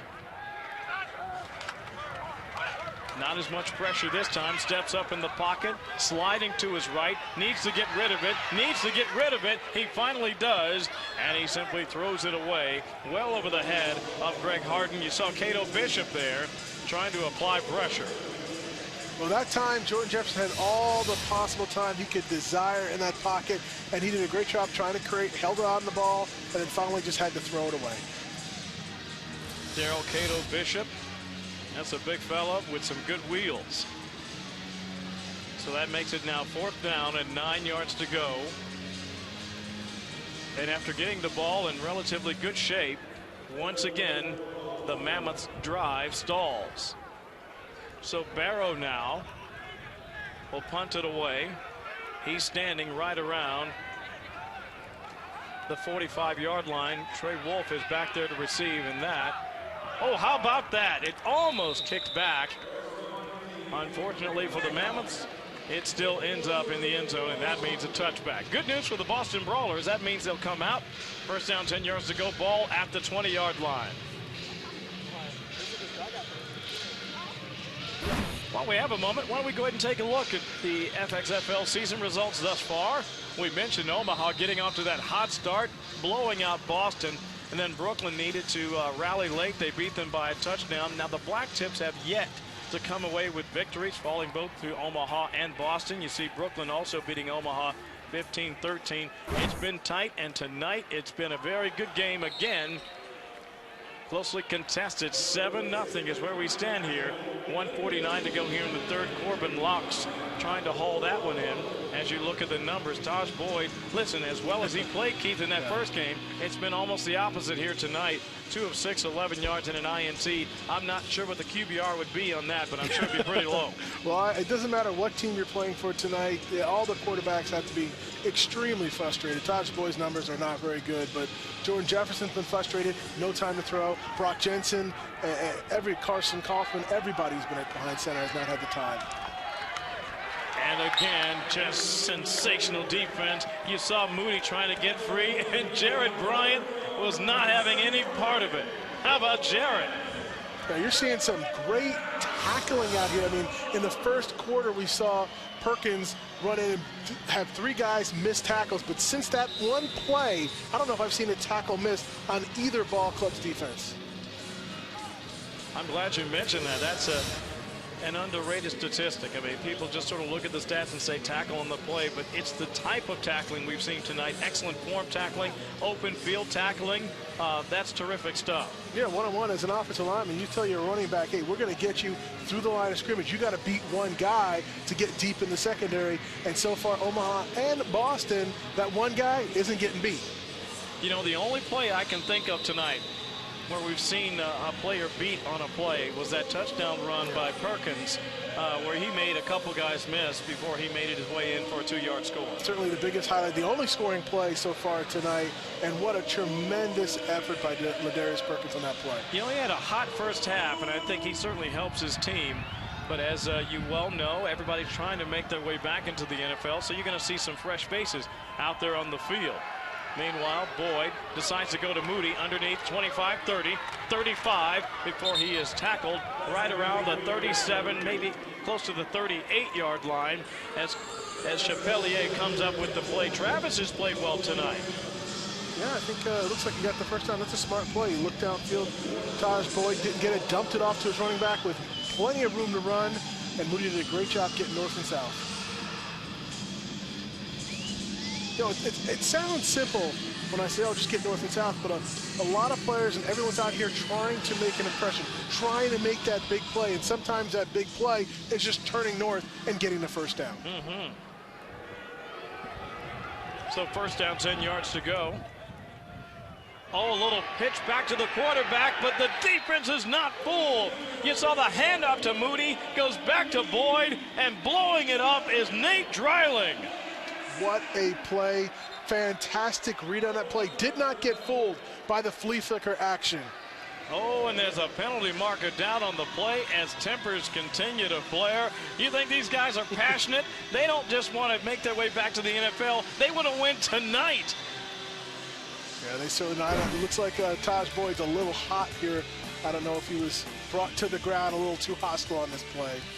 That's the last play of the third quarter. Still 7-0. Omaha in front.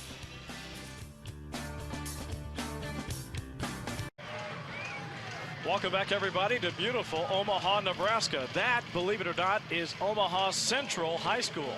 And if you know your sports, you Cornhusker fans will remember Amon Green, and you longtime NFL fans will remember a man with the nickname the Kansas Comet, number 40. That would be Gale Sayers. That's a little before my time, but I have respect for him. I know who he is. Great Hall of Fame running back. This is how old I am. I not only remember Gale Sayers, I wore his number in high school. Whoa. Is that number 40? Number 40. See? Welcome back, everybody, to the FXFL Game of the Week, brought to you by Nivea Men, offering you a clean start. Second down at 29 for Boston. After a personal foul penalty, you see Greg Harden. Oh, check that, Vidal Hazelton making the catch there from Taj Boyd, who has seen better nights. Yeah, Taj Boyd got to break out a personal foul penalty. He didn't like how he was taken to the ground there. Again, Boston's had, I think, his third or fourth penalty tonight. They've got to keep their cool. They're only down by 7, and with all the mistakes that Omaha has made, if they put together a drive, they're right back in this. But 3rd and 38 is, I don't know who has something in the playbook for that. Not unless you have an Andrew Luck or maybe a Peyton Manning on your roster. Boyd under pressure, escapes in the shadow of his end zone, fires on the run, and that one falls down to the turf. Craig Rowe once again with the pressure. We've talked about him previously, and he continues to demonstrate great play. And would you believe, Keith, again, tempers flaring and more laundry on the field. Yeah, this is getting out of hand. I mean, the coaches really got to pull their players to the side and really have a conversation. This game is one touchdown ball game to keep your cool and composure. This is something that no NFL scout, NFL coach is going to like players who cannot perform under pressure. Got to keep your cool. Can't hurt your team like that. Play, personal foul, unnecessary roughness offense, number 21. Personal foul, unnecessary roughness defense. Penalties offset, down count, 4th down. Best case scenario, if you're a Boston fan, as we take another look there, Boyd under pressure. Talk about escapability. That was a great play right there. That was close to being a safety. Great job getting out of there. But the penalties are killing him. I think it's 4th or 5th personal foul penalty. That one was offsetting, so it didn't technically hurt Boston. This is going to be a good punt. We got to see field position is going to flip once again. Morgan Langer, 6th punt of the night. Tremaine Thompson back to receive.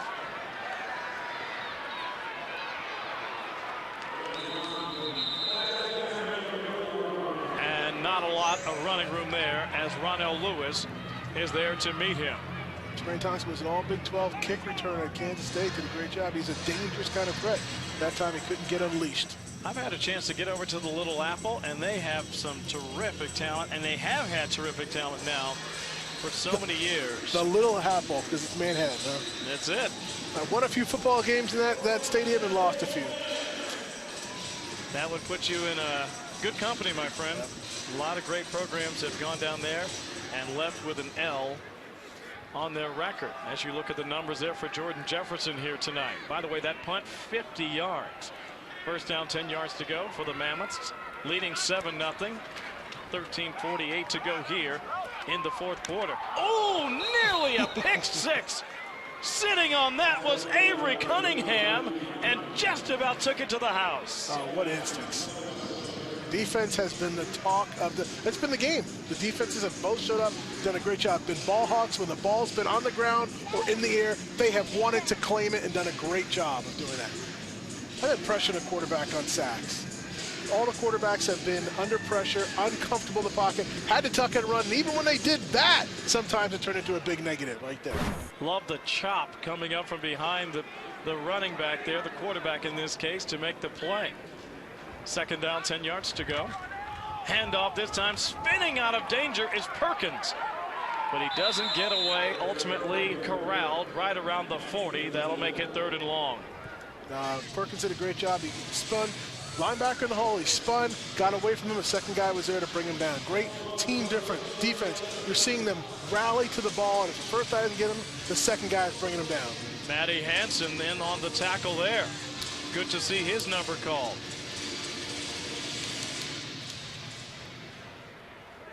Third down and 11. Shotgun formation, twins left, single wide out at the top of the screen.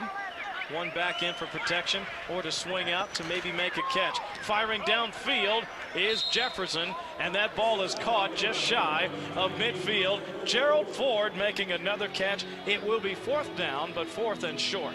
Yeah, it's a nice catch by Gerald Ford, but you've got to know the down and distance. If you're going to catch that ball, you've got to be at the sticks. You can't be a yard or too short. Doesn't really help your team at that point. And you're right about that, Keith, because now on 4th and 3, Boston will get a chance to return the punt. Trey Wolf looking for something he can field as we take another look at the last play. See, he's clearly 2 yards short of the sticks. Omaha. And 30-second timeout. there's a timeout on the field. Omaha now. Maybe they're going to reconsider this thing. 4th and a short, maybe a long 2. What do you figure? Maybe go for it? I mean, you have Perkins back there. He can catch. He can run. You have a quarterback that is mobile.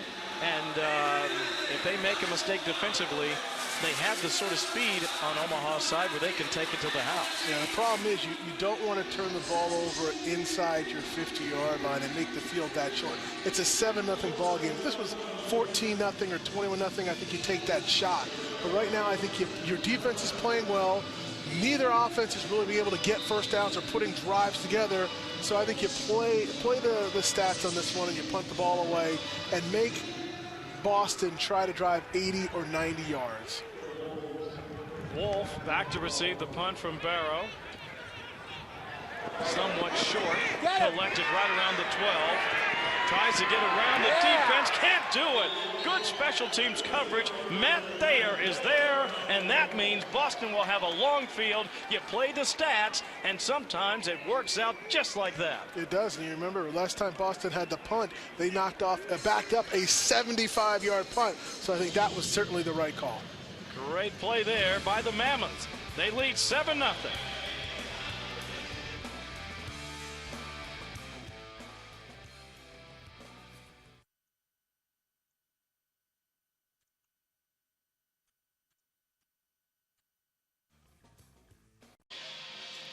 Welcome back, everybody. This is the FXFL Game of the Week. Omaha leading Boston 7-0. The Brawlers with the football deep in their own end. Hoping that Trey Wolf is okay. Grabbed his ankle as he left the field just as we went to break there. Meanwhile, the handoff once again to Moody. And Moody does not have a lot of running room. Daniel Riley is there to make the tackle. Let's check in with Harry Chickma tonight. Thank you very much, Kevin. Here with Johnny Farms from Georgia. Johnny, you have a lot of pro experience. You played in Oakland. You played for the New York Giants, now here in the FXFL. Yeah, I played a lot of pro experience, but the FXFL is a great experience. We're out here. This is the last game, and we're just having fun out here right now. And how about the physicality? You were telling me that it's getting really kind of not dirty out there, but really physical tonight. Well, it is kind of physical. I mean, that's football, but at the same time, they playing dirty at the same time. So, I mean, it's an ugly game right now. And how about the competition, meaning how are you going to come back here? You guys are in a tough battle, fourth quarter. We're going to make a way. Offense got to score. Defense, we're doing our job. We've been holding them all night. They got 1 point, 1 touchdown, and that was it. And we've been holding. We're doing good right now. Offense has got to come on. Thanks for joining us on the Nivea Men Report. We'll talk to you, and best of luck. All right, then. Thank you. Harry Chickma, thank you. With Johnny Farms. Played very well here tonight. Probably got a chip on his shoulder from that big loss they took to Florida this past weekend. Ah, that could be it. Third down, 5 yards to go. Boyd over the middle. You see Kyle Offray just about hauled that one in. And again, I like the effort in traffic put on there by Offray, but it's tough when you have defenders that come in there and they make the chop at the right time. It is, and the ball, again, the ball is not perfectly between the numbers. He has to reach for it and try to haul it with a defender on his shoulder. Credit to the defense. Only so much you can do when you've got a guy draped all over you, and they have been terrific all night. So Greg Harden now is back to receive another Boston punt. 10:51, still a lot of time here in the fourth quarter. 4th and 5. Oh, the ball is on the ground. And fortunate to get the punt away. And believe it or not, it's going to die right around the 40-yard line. And that is a huge break for the Brawlers. It is. Punter did not. Could have panicked on that one easily. He didn't. He picked up the ball and kicked it and got a nice little roll there. Wow. That was awfully close to being an absolute disaster. If that punt's blocked, you're looking at minimum a couple points and potentially a touchdown. Instead, it is handled as we take another look here on that infield again, and that's perhaps even more impressive. You get that ball off just like that, and that was really, really close to being a big-time issue for the Boston Brawlers. Instead, that thing goes up, and they end up with the football now back at the 41-yard line. So first down, 10 yards to go for Jordan Jefferson and company, still leading 7-0. They fake the handoff under pressure, avoids one. Can he avoid two? The answer is no. The question is, will the penalty marker come up for grounding now? Yeah, now he looked like he was still in the pocket right there. The refs are going to sit down inside. There goes the flag. He was in there. That's the pressure. The quarterbacks are just not comfortable. They're not able to drop back and take a 7-step drop without pressure in his face.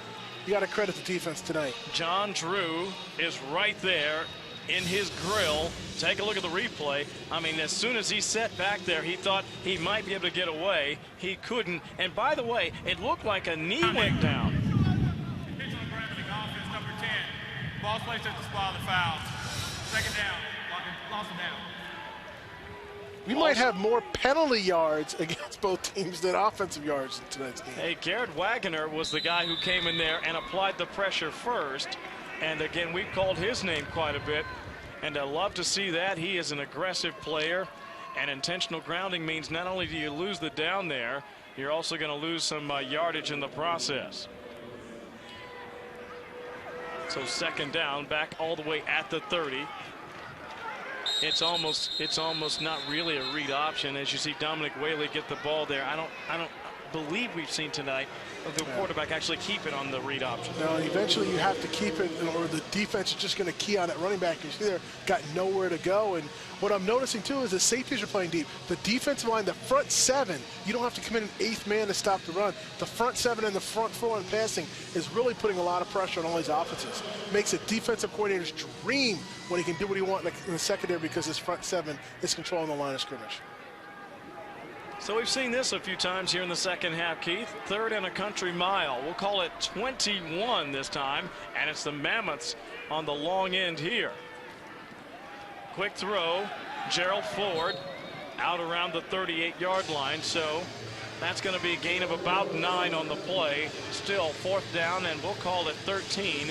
And that is an obvious punting situation. And if you look at the last few drives now by the Omaha Mammoths, just look, they've gone fumble, fumble, punt, punt, punt, punt. Not what you want to see on the stats, you know. That's ugly football right now, guys. So 5 fruitless drives. Or great defensive football. You can look at either way. Absolutely, there's that. Back to receive is Collins. Kick's coming his way. If he can get it on a hop, I think he'll take off, and he does. Ooh, he nearly split the special teamsman coming down, but he couldn't quite get away. Jericho Nelson is there to trip him up. Well, let's see what they're going to be able to do here. Let's see if Boston can put something together right now. The defense is playing so well. They've got to, the offense has to respond. This is where you get to the point as an offense or defense when the other side is not performing, where you go to them on the sideline and say, guys, come on, put it together. We're playing our hearts out here. You look here, you see the yards disparity. 256 to 76. Carson Kaufman coming into the contest. He seemed to move the offense a little bit when he did in the first half. He's going to try to do more of the same here in this drive. J.C. Copeland hauling in that catch.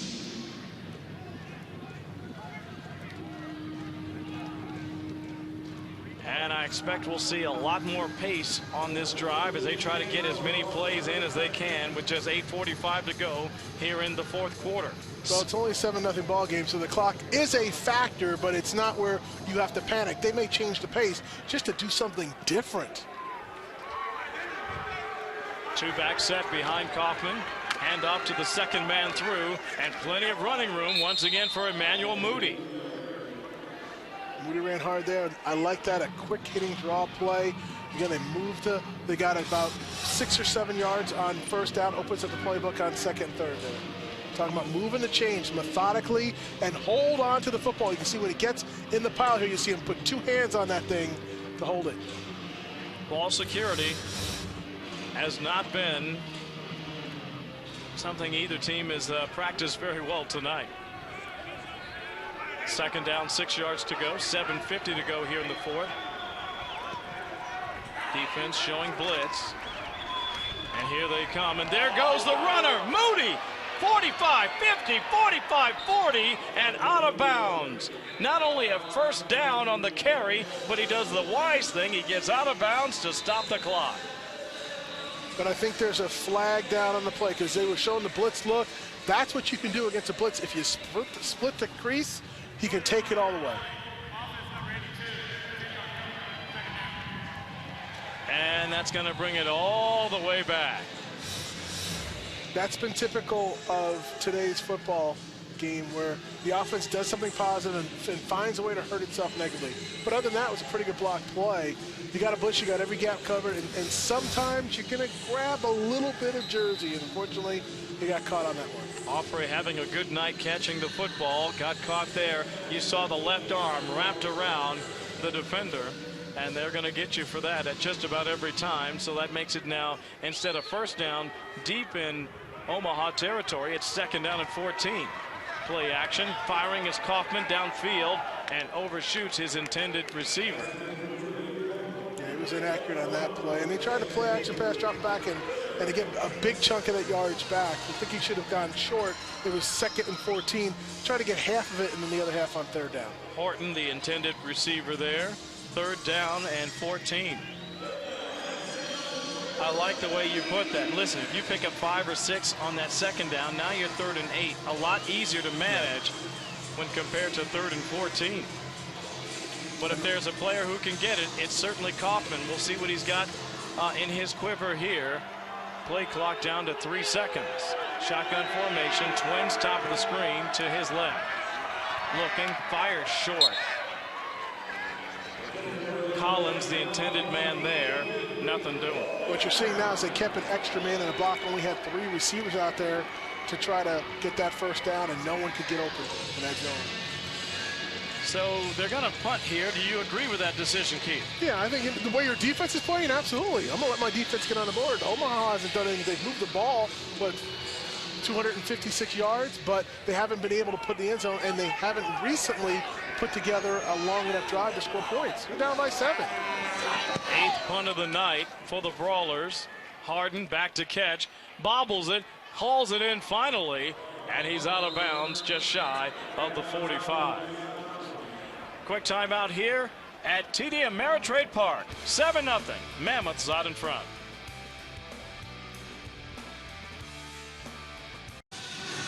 And welcome back, everybody, to the FXFL Game of the Week.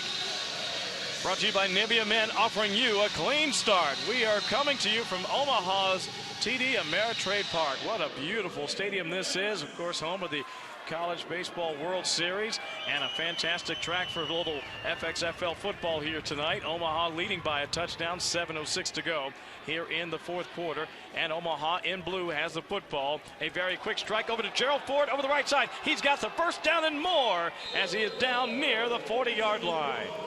Nice pass, nice catch by Gerald Ford. Looked up, made a man miss, got a stiff arm out there, picked up the first down. Ronell Lewis once again in on the tackle, and that nice little spin move there as he got the ball made the difference as he picks up another 5 or 6 yards, as you like to call it, yak.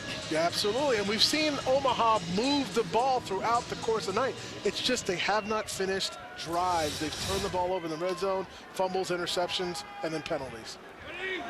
So now they have a first down and 10 yards to go. Ball near the 40-yard line. Two-back set, handoff over the right side. That is Perkins. Check that. That is actually Whaley, Dominic Whaley. Good run there by Dom. Dominic Whaley, another back that came into this game with 8 carries and 21 yards. I like their 1-2 punch. Perkins, of course, has got the lone touchdown tonight, but it's nice they can put another guy in that can run the football. Good job there by Dominic Whaley.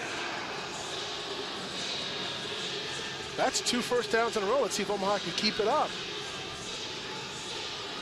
Hey, the crowd's loving that. It's been a while, right? Well, it's been a different. If you love defense, you've enjoyed this game. If you love offense, you've been frustrated with the production. Ball at the 30-yard line, shotgun formation on the dirt. Got to be careful here. You see Jefferson cutting up and inside the defense. Not bad. He makes a little bit out of a little bit, as you see Johnny Farms is there for the stop. Well, smart decision. He's had, coming into the ball game tonight, over 6 carries, 30 yards. He had about a 25-yarder in the first half. And he's been smart with it. He just had the one where he tucked it and ran and got the tomahawk chop from McAllister. I don't mind watching my quarterbacks run it when they need to. Anything to keep the chains moving. I just don't want them to make it a steady diet. And they got to protect themselves at the same time. Absolutely right. Second down, 8 yards to go. Jailbreak right up the gut. And we have a whistle. Yeah, I think this one will be easy to sort out. The offense jumped. I thought Matt Thayer, the tight end, got out there a little bit too soon.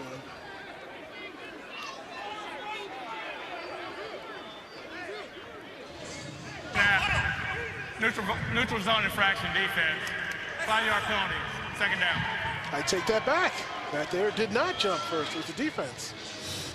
Boy, and let me tell you, he was flying. Oof. You get that weight moving in one direction, it's hard to stop it. Boy, Big John Drew. That guy is definitely going to be on an NFL roster, and I mean soon. Head of steam. He's been very active. Good footwork Please here set tonight. the game clock to 4:51. 4:51. Going to pick up 4 seconds there on the game clock. 8 Boston penalties now for 73 yards.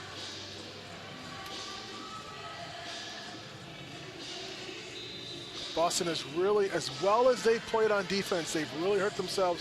Most of those penalties came on the offensive side of the ball. They've really hurt themselves with the penalties. And imagine all that, and you're only down 7. Incredible, right? Second down, 1 yard to go. This time under center is Jefferson. Handoff. And easy running right up the middle. I say easy in that he had a lot of help getting all those yards. Well, it's a lot easier to run the football when it's 2nd and 1 than it's when 2nd and 10 or 2nd and 5. Smart play call. Let those big guys up front. They've had some trouble pass blocking. Let them lean on this defensive line right now.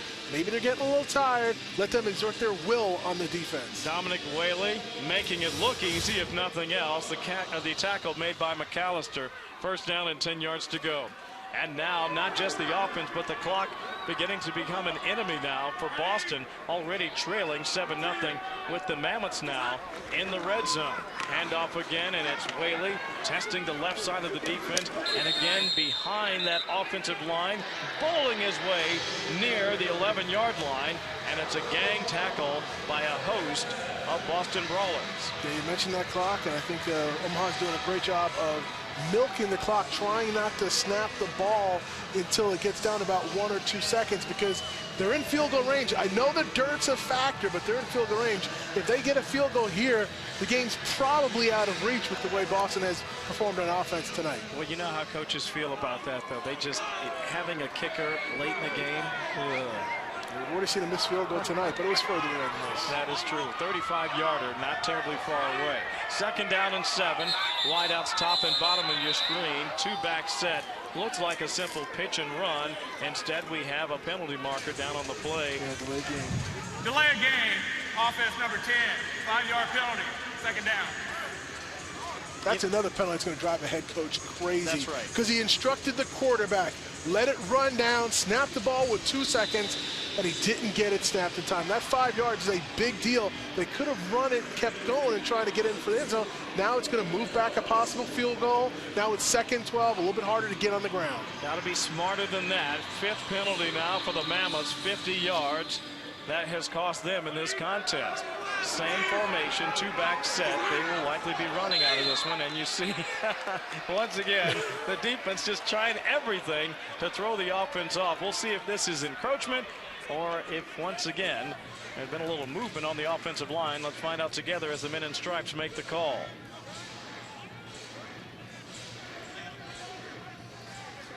Defense, number 72, 5-yard penalty, second down.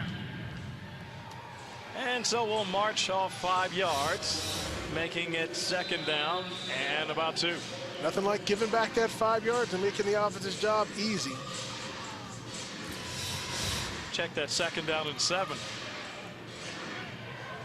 Not only making it easier for the offense, but now at 3:20, you want to do anything and everything to try to get back that ball. Don't give up. Now there's a receiver who moves. And so they just gave it back. I think that's Gerald Ford up there, a little eager. Right with the snap.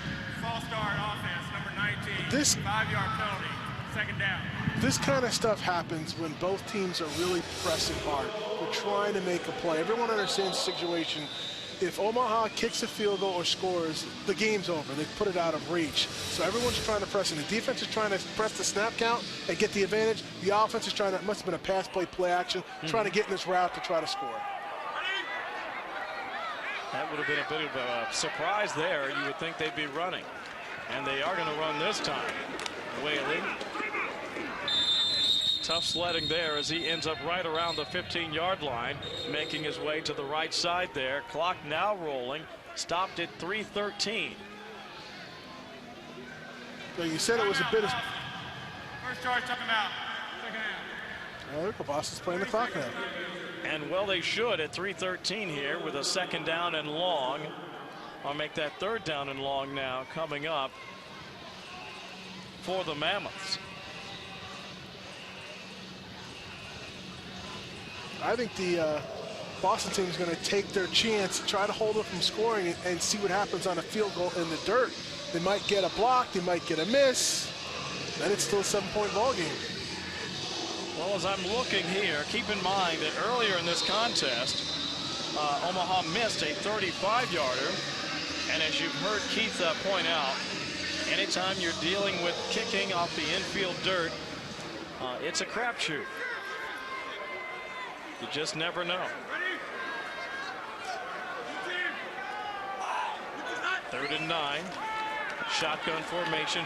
Strong throw inside the 10. Down very close to 1st down yardage. It's Greg Harden, but I think he's just shy of the marker. Yeah, he's going to be a shot. There's going to be no decision here. I don't think it's a decision whatsoever. You line up, you kick the field goal. Timeout. Second charge, timeout. 30-second timeout. You try to make this a 2-score game. You wonder why a receiver runs a shorter route. You've got to get that 1st down. That 1st down could almost put the game away. Now you've sitting here, you've got a decision to make. It's 4th down and 1 inside the 10-yard line. Do you go for it and the game is over?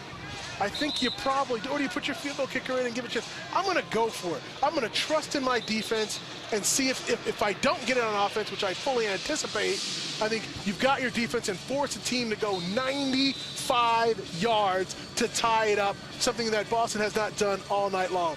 It's going to come down to this one play, guys. Now, I agree with you, but here's the question. Are you running here or are you throwing here? I'm running. Are you running quarterback? It depends on what the defense shows you. If they line up like they are right now, I might have to throw. Oh, they try to go with the quarterback. Tries to slide off the right side. Awfully tough to see how far up, but just based on that, it looks like his forward progress should be enough to salt away the 1st down and effectively perhaps end the contest here if they can hang on to the football. Let's find out what the officials say. Yeah, I think it was that second after that first surge, Boston knocked him back. Are they going to bring the sticks out? They're calling it first down Omaha. There we go. First down Omaha with 2:23, and the clock is rolling.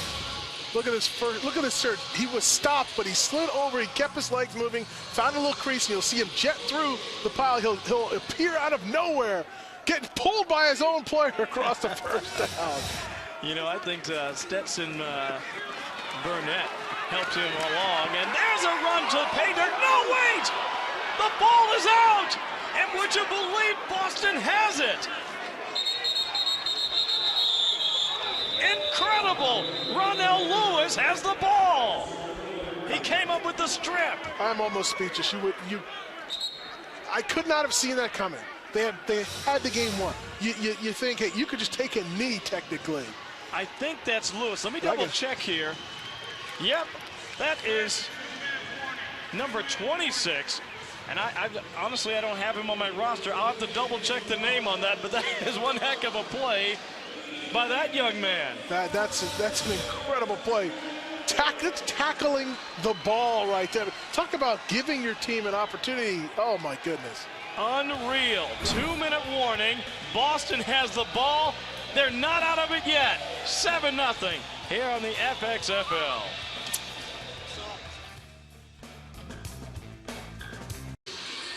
Welcome back, everybody.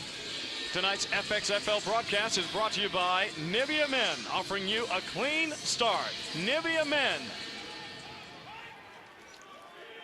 Beautiful Omaha, Nebraska here tonight. Carson Kaufman in.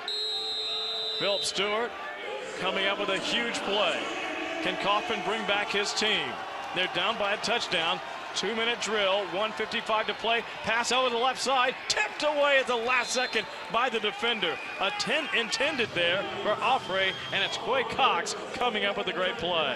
Kevin, it's just fitting that this game is going to come down to whether a defense is going to make a stop or not. After 7 turnovers tonight, all caused by great defensive plays, none bigger than the play we saw right before the timeout with tackling the ball when it was a sure touchdown, sure game over, and giving your team one last opportunity. Now it's up to the Boston offense, like you said, Cam Kaufman to engineer something to put this ball, bring it down the field, and put a touchdown on. All thanks to Philip Stewart, who came up with a huge strip to end what would have been the put-away play. Oh, boy, did you see the defender jump that route for Omaha? That looked like Carvin Laux was the intended receiver there, but the defender jumping that route would have had an easy pick-6 here if that ball was on target. Well, if you can trust your offensive line, that's a big if in tonight's game right now with the pressure these defenses have put on. Omaha is ripe to be burned by a double move. Pump and then go over the top. We'll see if they take your advice. Twins to the right, single wide out left. Kaufman back to throw, steps up, fires, has a man, first down yardage, and he wisely gets out of bounds. That is connecting with Vidal Hazelton. Nice job, Hazelton, getting north and south after that, getting a few extra yards, yards after the catch. Nice job hand fighting here, turning it up north, and then getting out of bounds, being wise, saving that clock. Got to be smart and know how to do the hand fighting the right way so you don't get a penalty, but you have to free yourself from the opposing player, and that's why your hands are so important.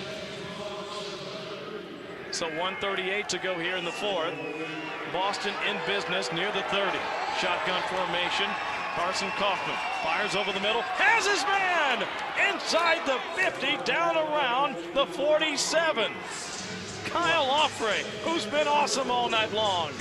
What a catch by Offray, the tight end over the middle there. Pass was a little bit behind him, but he hauled it and he wasn't letting this one get away from him. Shades of Gronkowski. Kaufman firing left, has his man again, got to get out of bounds, don't want to run around, get out of bounds, get out of bounds. Instead, he is tackled. That is Vidal Hazelton, and the clock is running inside now 1 minute. Mental mistake on Hazelton despite the terrific catch and run. Kaufman looking, looking. Has a man, he's got him, and it's Opry near the goal line, down around the 2. Big Kyle makes a big play. Boston has done nothing all night long, but now Kaufman is engineering a 90-yard drive. They are on the 3-yard line, getting ready to tie this ball game up. Kyle Opry, the truth, the whole truth, and nothing but. Third final timeout, second half. 30-second timeout. 30-second timeout, last of the ball game for the Brawlers. First down, goal to go.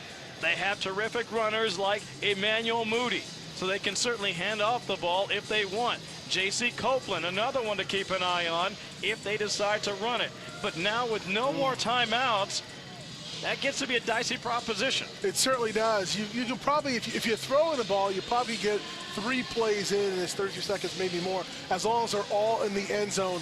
You got to be careful with the pressure that Boston has been under all night long. Both offenses have been under all night long. You got to be careful, and the last thing you got to do is turn the ball over. So if I'm Omaha, I'm sending the house. I'm not giving Kaufman any chance to think about this. He's going to have to catch the ball and deliver it right away. He should not have time. Very interesting. Maybe a draw here, but you got to be careful if you run. If you're tackled, you got to get up on the line of scrimmage quickly. 2-back set. Kaufman, the lead back for Moody. Here comes the play. They fake it. The throw to the end zone. Got him! Touchdown, Boston! The catch made by Jasper Collins. They go 90 yards. What a drive. What a drive by Boston. Been doing nothing all for 4 quarters. Put together a 95-yard drive. 95 yards, and look at the play. You see him back there saying, throw it, man, throw it. And Kaufman does. Not only do they go 95 yards to potentially tie the game, instead they're going to go for 2 here. Do you agree with that call? I do. I love it. They had not performed offensively all game long. They put together 1 drive here, a game potentially winning drive. But hey, you're on the road. Go for the win. Go for the W. Love the play call of the touchdown as well. Shades of playing over there at K-State. We've seen Carson Kaufman do this so often. Will he do it again here? Rolling right, fires, got his man at the pylon, 2-point conversion! And it's Jasper Collins, and Boston rallies. They lead 8-7 with 28 seconds to play. And this Omaha team is totally stunned. I mean, everybody in this building, I'm stunned. Who would have thunk 30 seconds ago that Boston would be leading the ball game right now after playing? But 5 turnovers. Every coach will tell you, whether you're in high school, whether you're in college, whether you're in the NFL, or whether you're in the FXFL, you cannot win turning the ball over 5 times. And you know who really gets credit for this victory if it turns out to be a Boston win? As much as I love what Carson Kaufman did, it's the defense of the Brawlers. They were huge. The huge strip by Stewart sets up the drive, and here it is. I mean, you just can't have it. No, you got to have 2 hands on the ball right now, and it's inexcusable. You don't have to score. You had the game won. You could have fallen down at the 1, and Boston wouldn't have had enough time to recover. But you give up a fumble and split the lead. Unbelievable. Wow. But you know what? That's football. That's football. There you go. You know, that kind of reminded me of a little bit. You remember the fumble that Herm Edwards picked up in that game against the Giants? Yeah. Wasn't that Pisarcik? Yeah. There you go. I do remember that, yes. It kind of reminded me like, you know, snatching defeat from the jaws of victory. Absolutely.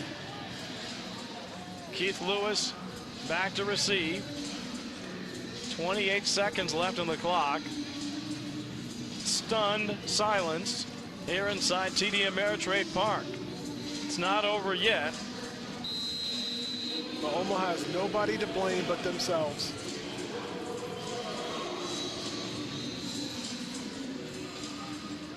We'll see if we can have a fantastic finish here. And that ball is going to go out of bounds, which means the ball will come back up the field, and that means that it's a huge mistake. Well, it's a big mistake indeed. Not only do you not shave, say, 6 or 7 seconds off the clock with the run back, now you give them terrific field position. Yeah, should get the ball on them at the 40-yard line on that one, and How big does that missed field goal from the first half loom right now? Whenever you miss a field goal, extra point always seems to come back to haunt you. Kicking team, the ball is placed 25 yards from the kicker's restraining line. First down, 50. Oh my goodness. Omaha's got the ball at 50. They got a timeout. They probably need to they need about 20 yards to at least try for a field goal. So this game may not be over. It may not be over after that. A catastrophe. Ball at the 50-yard line. Now can you protect Jordan Jefferson? Here's the interesting thing. If I'm an offense coordinator, I'm sending everybody deep. The reason why, I believe Boston will probably come out with a four-man rush, play coverage. That allows my quarterback to drop back and run. He can run for 20 yards if everyone's back's turned to the receivers trying to prevent a deep pass. So you go twins left, twins right, and send them all on fly pattern. Just go routes. Because you're thinking, hey, we got to get to the 30. That's a 47-yard field goal. I don't know the range, but that's within range. But that's only 20 yards. Yep. We've seen Jordan Jefferson scramble for 20 earlier. I like the strategy. You know, the ends are going to get upfield. Boston's coming to try to sack him. Instead, they go twins left, single wide out right, pressure coming, firing downfield, and getting out of bounds very quickly is Darrell Walker. And with 22 seconds left, it's not only first down, 10 yards to go, they're getting very close to field goal range. Yeah, one more like that, and that's inexcusable. You got to be careful. Now they're close to field goal range. Boston's going to have to play tougher coverage right now. But another 5 or 10 yards, and they can line up for a legit field goal. Will they make it? To be seen. Boy, how sweet would that be for the kicker? Redemption. Redemption for Mr. Barrow. We'll find out together. Here comes the pressure once again. Quick strike. That one intended for Harden. And a tough one. That one thrown like a bullet. 2nd and 10. Now we'll see how they respond. They're close. They've got an opportunity now. Can they do what Boston just did? Take advantage of something and drive down and put points on the board.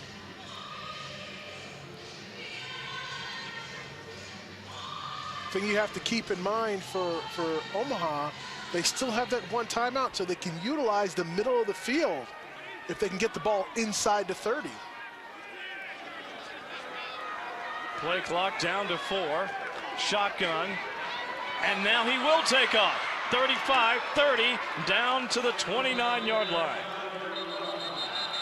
Timeout on the field. Hansen on the play.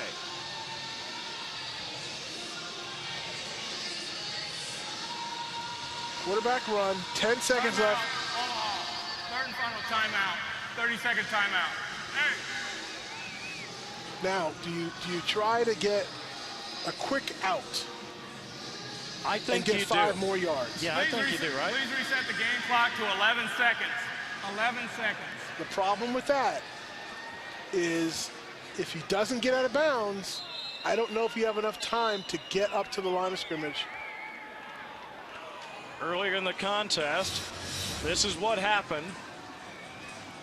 Barrow, 35-yarder, and like so many Florida State kicks of yore, wide right. But he was on the right hash. He's on the other hash this time. Will that make a difference? Is he kick it in the grass or not? Has he learned? Well, that is just a tough surface to kick on. It really is, and it's gotten colder in the second half, so that means that dirt has gotten harder. Boy, no timeouts. This is a tough situation here. I'd almost rather kick it from here. And the thing about this, you're taking a chance, because if you get a penalty, you're going to knock yourself out of field goal range. That's a chance you're taking. Or a tip ball, which can end up in an interception, and you blow your chance to come back. They go to the end zone. There's the ball, and no chance for the play as he tries to hook up with Gerald Ford. Now it's up to the kicker. This is 4th down. Well, if there's good news here, he certainly had plenty of leg on the miss earlier. It was nice and high up the uprights, and that's usually a very good sign. Well, in football, you say, in this kind of game, you just want a chance. And Omaha has a chance now. Can they execute? Can they steal this game after having it sewn up and fumbling it away? 46-yard attempt coming up. Barrow for the win. On the way. High enough. Far enough. It is good. Oh, my goodness. What a swing of emotions in the last minute of this football game. Incredible. Incredible. And they pay the fans for sticking around. And Barrow gets a hero's walk. You can win barely with 5 turnovers. Doesn't happen often, but you just witnessed it tonight, folks.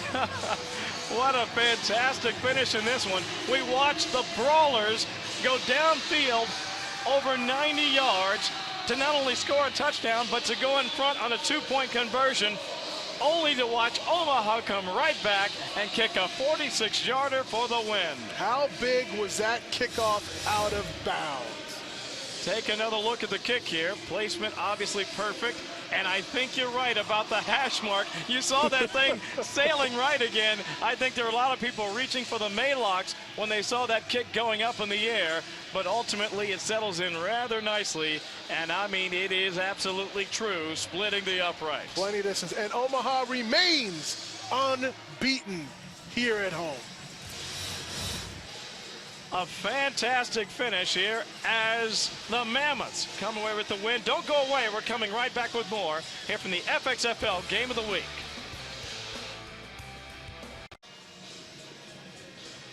Welcome back, everybody, to the FXFL Game of the Week, brought to you by Nivea Men, offering you a clean start and a clean finish for Trey Barrows. Boy, he needed that one, and he knocked it home from 46 yards out to give the Omaha Mammoths the win, 10-8.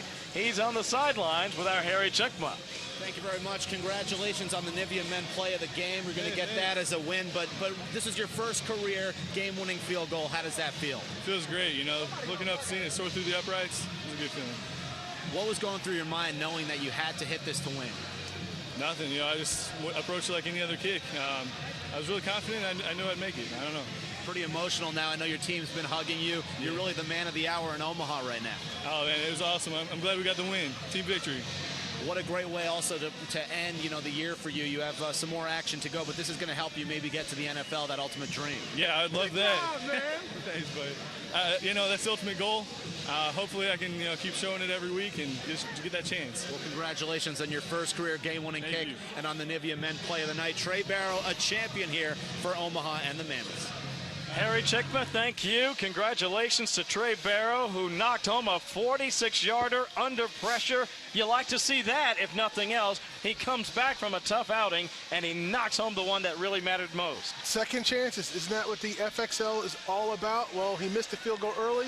He got a second chance, and he put it right between the uprights to seal the victory for his team and keep them undefeated here at home. A wonderful victory for the Mammoths as they have to rally in dramatic fashion to hold off the Boston Brawlers, who gave it everything they had with a 90-plus yard drive just to put themselves in position in the later stages of the contest. Don't forget, everybody, our next TV game is coming your way next Wednesday, November 12th. Check your local listings. It's Brooklyn coming here to Omaha at TD Ameritrade Park.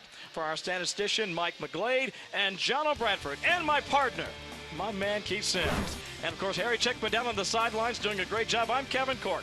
This has been the FXFL, brought to you by Nivea Men, offering you a clean start. Omaha 10, Boston 8. We'll see you again next time.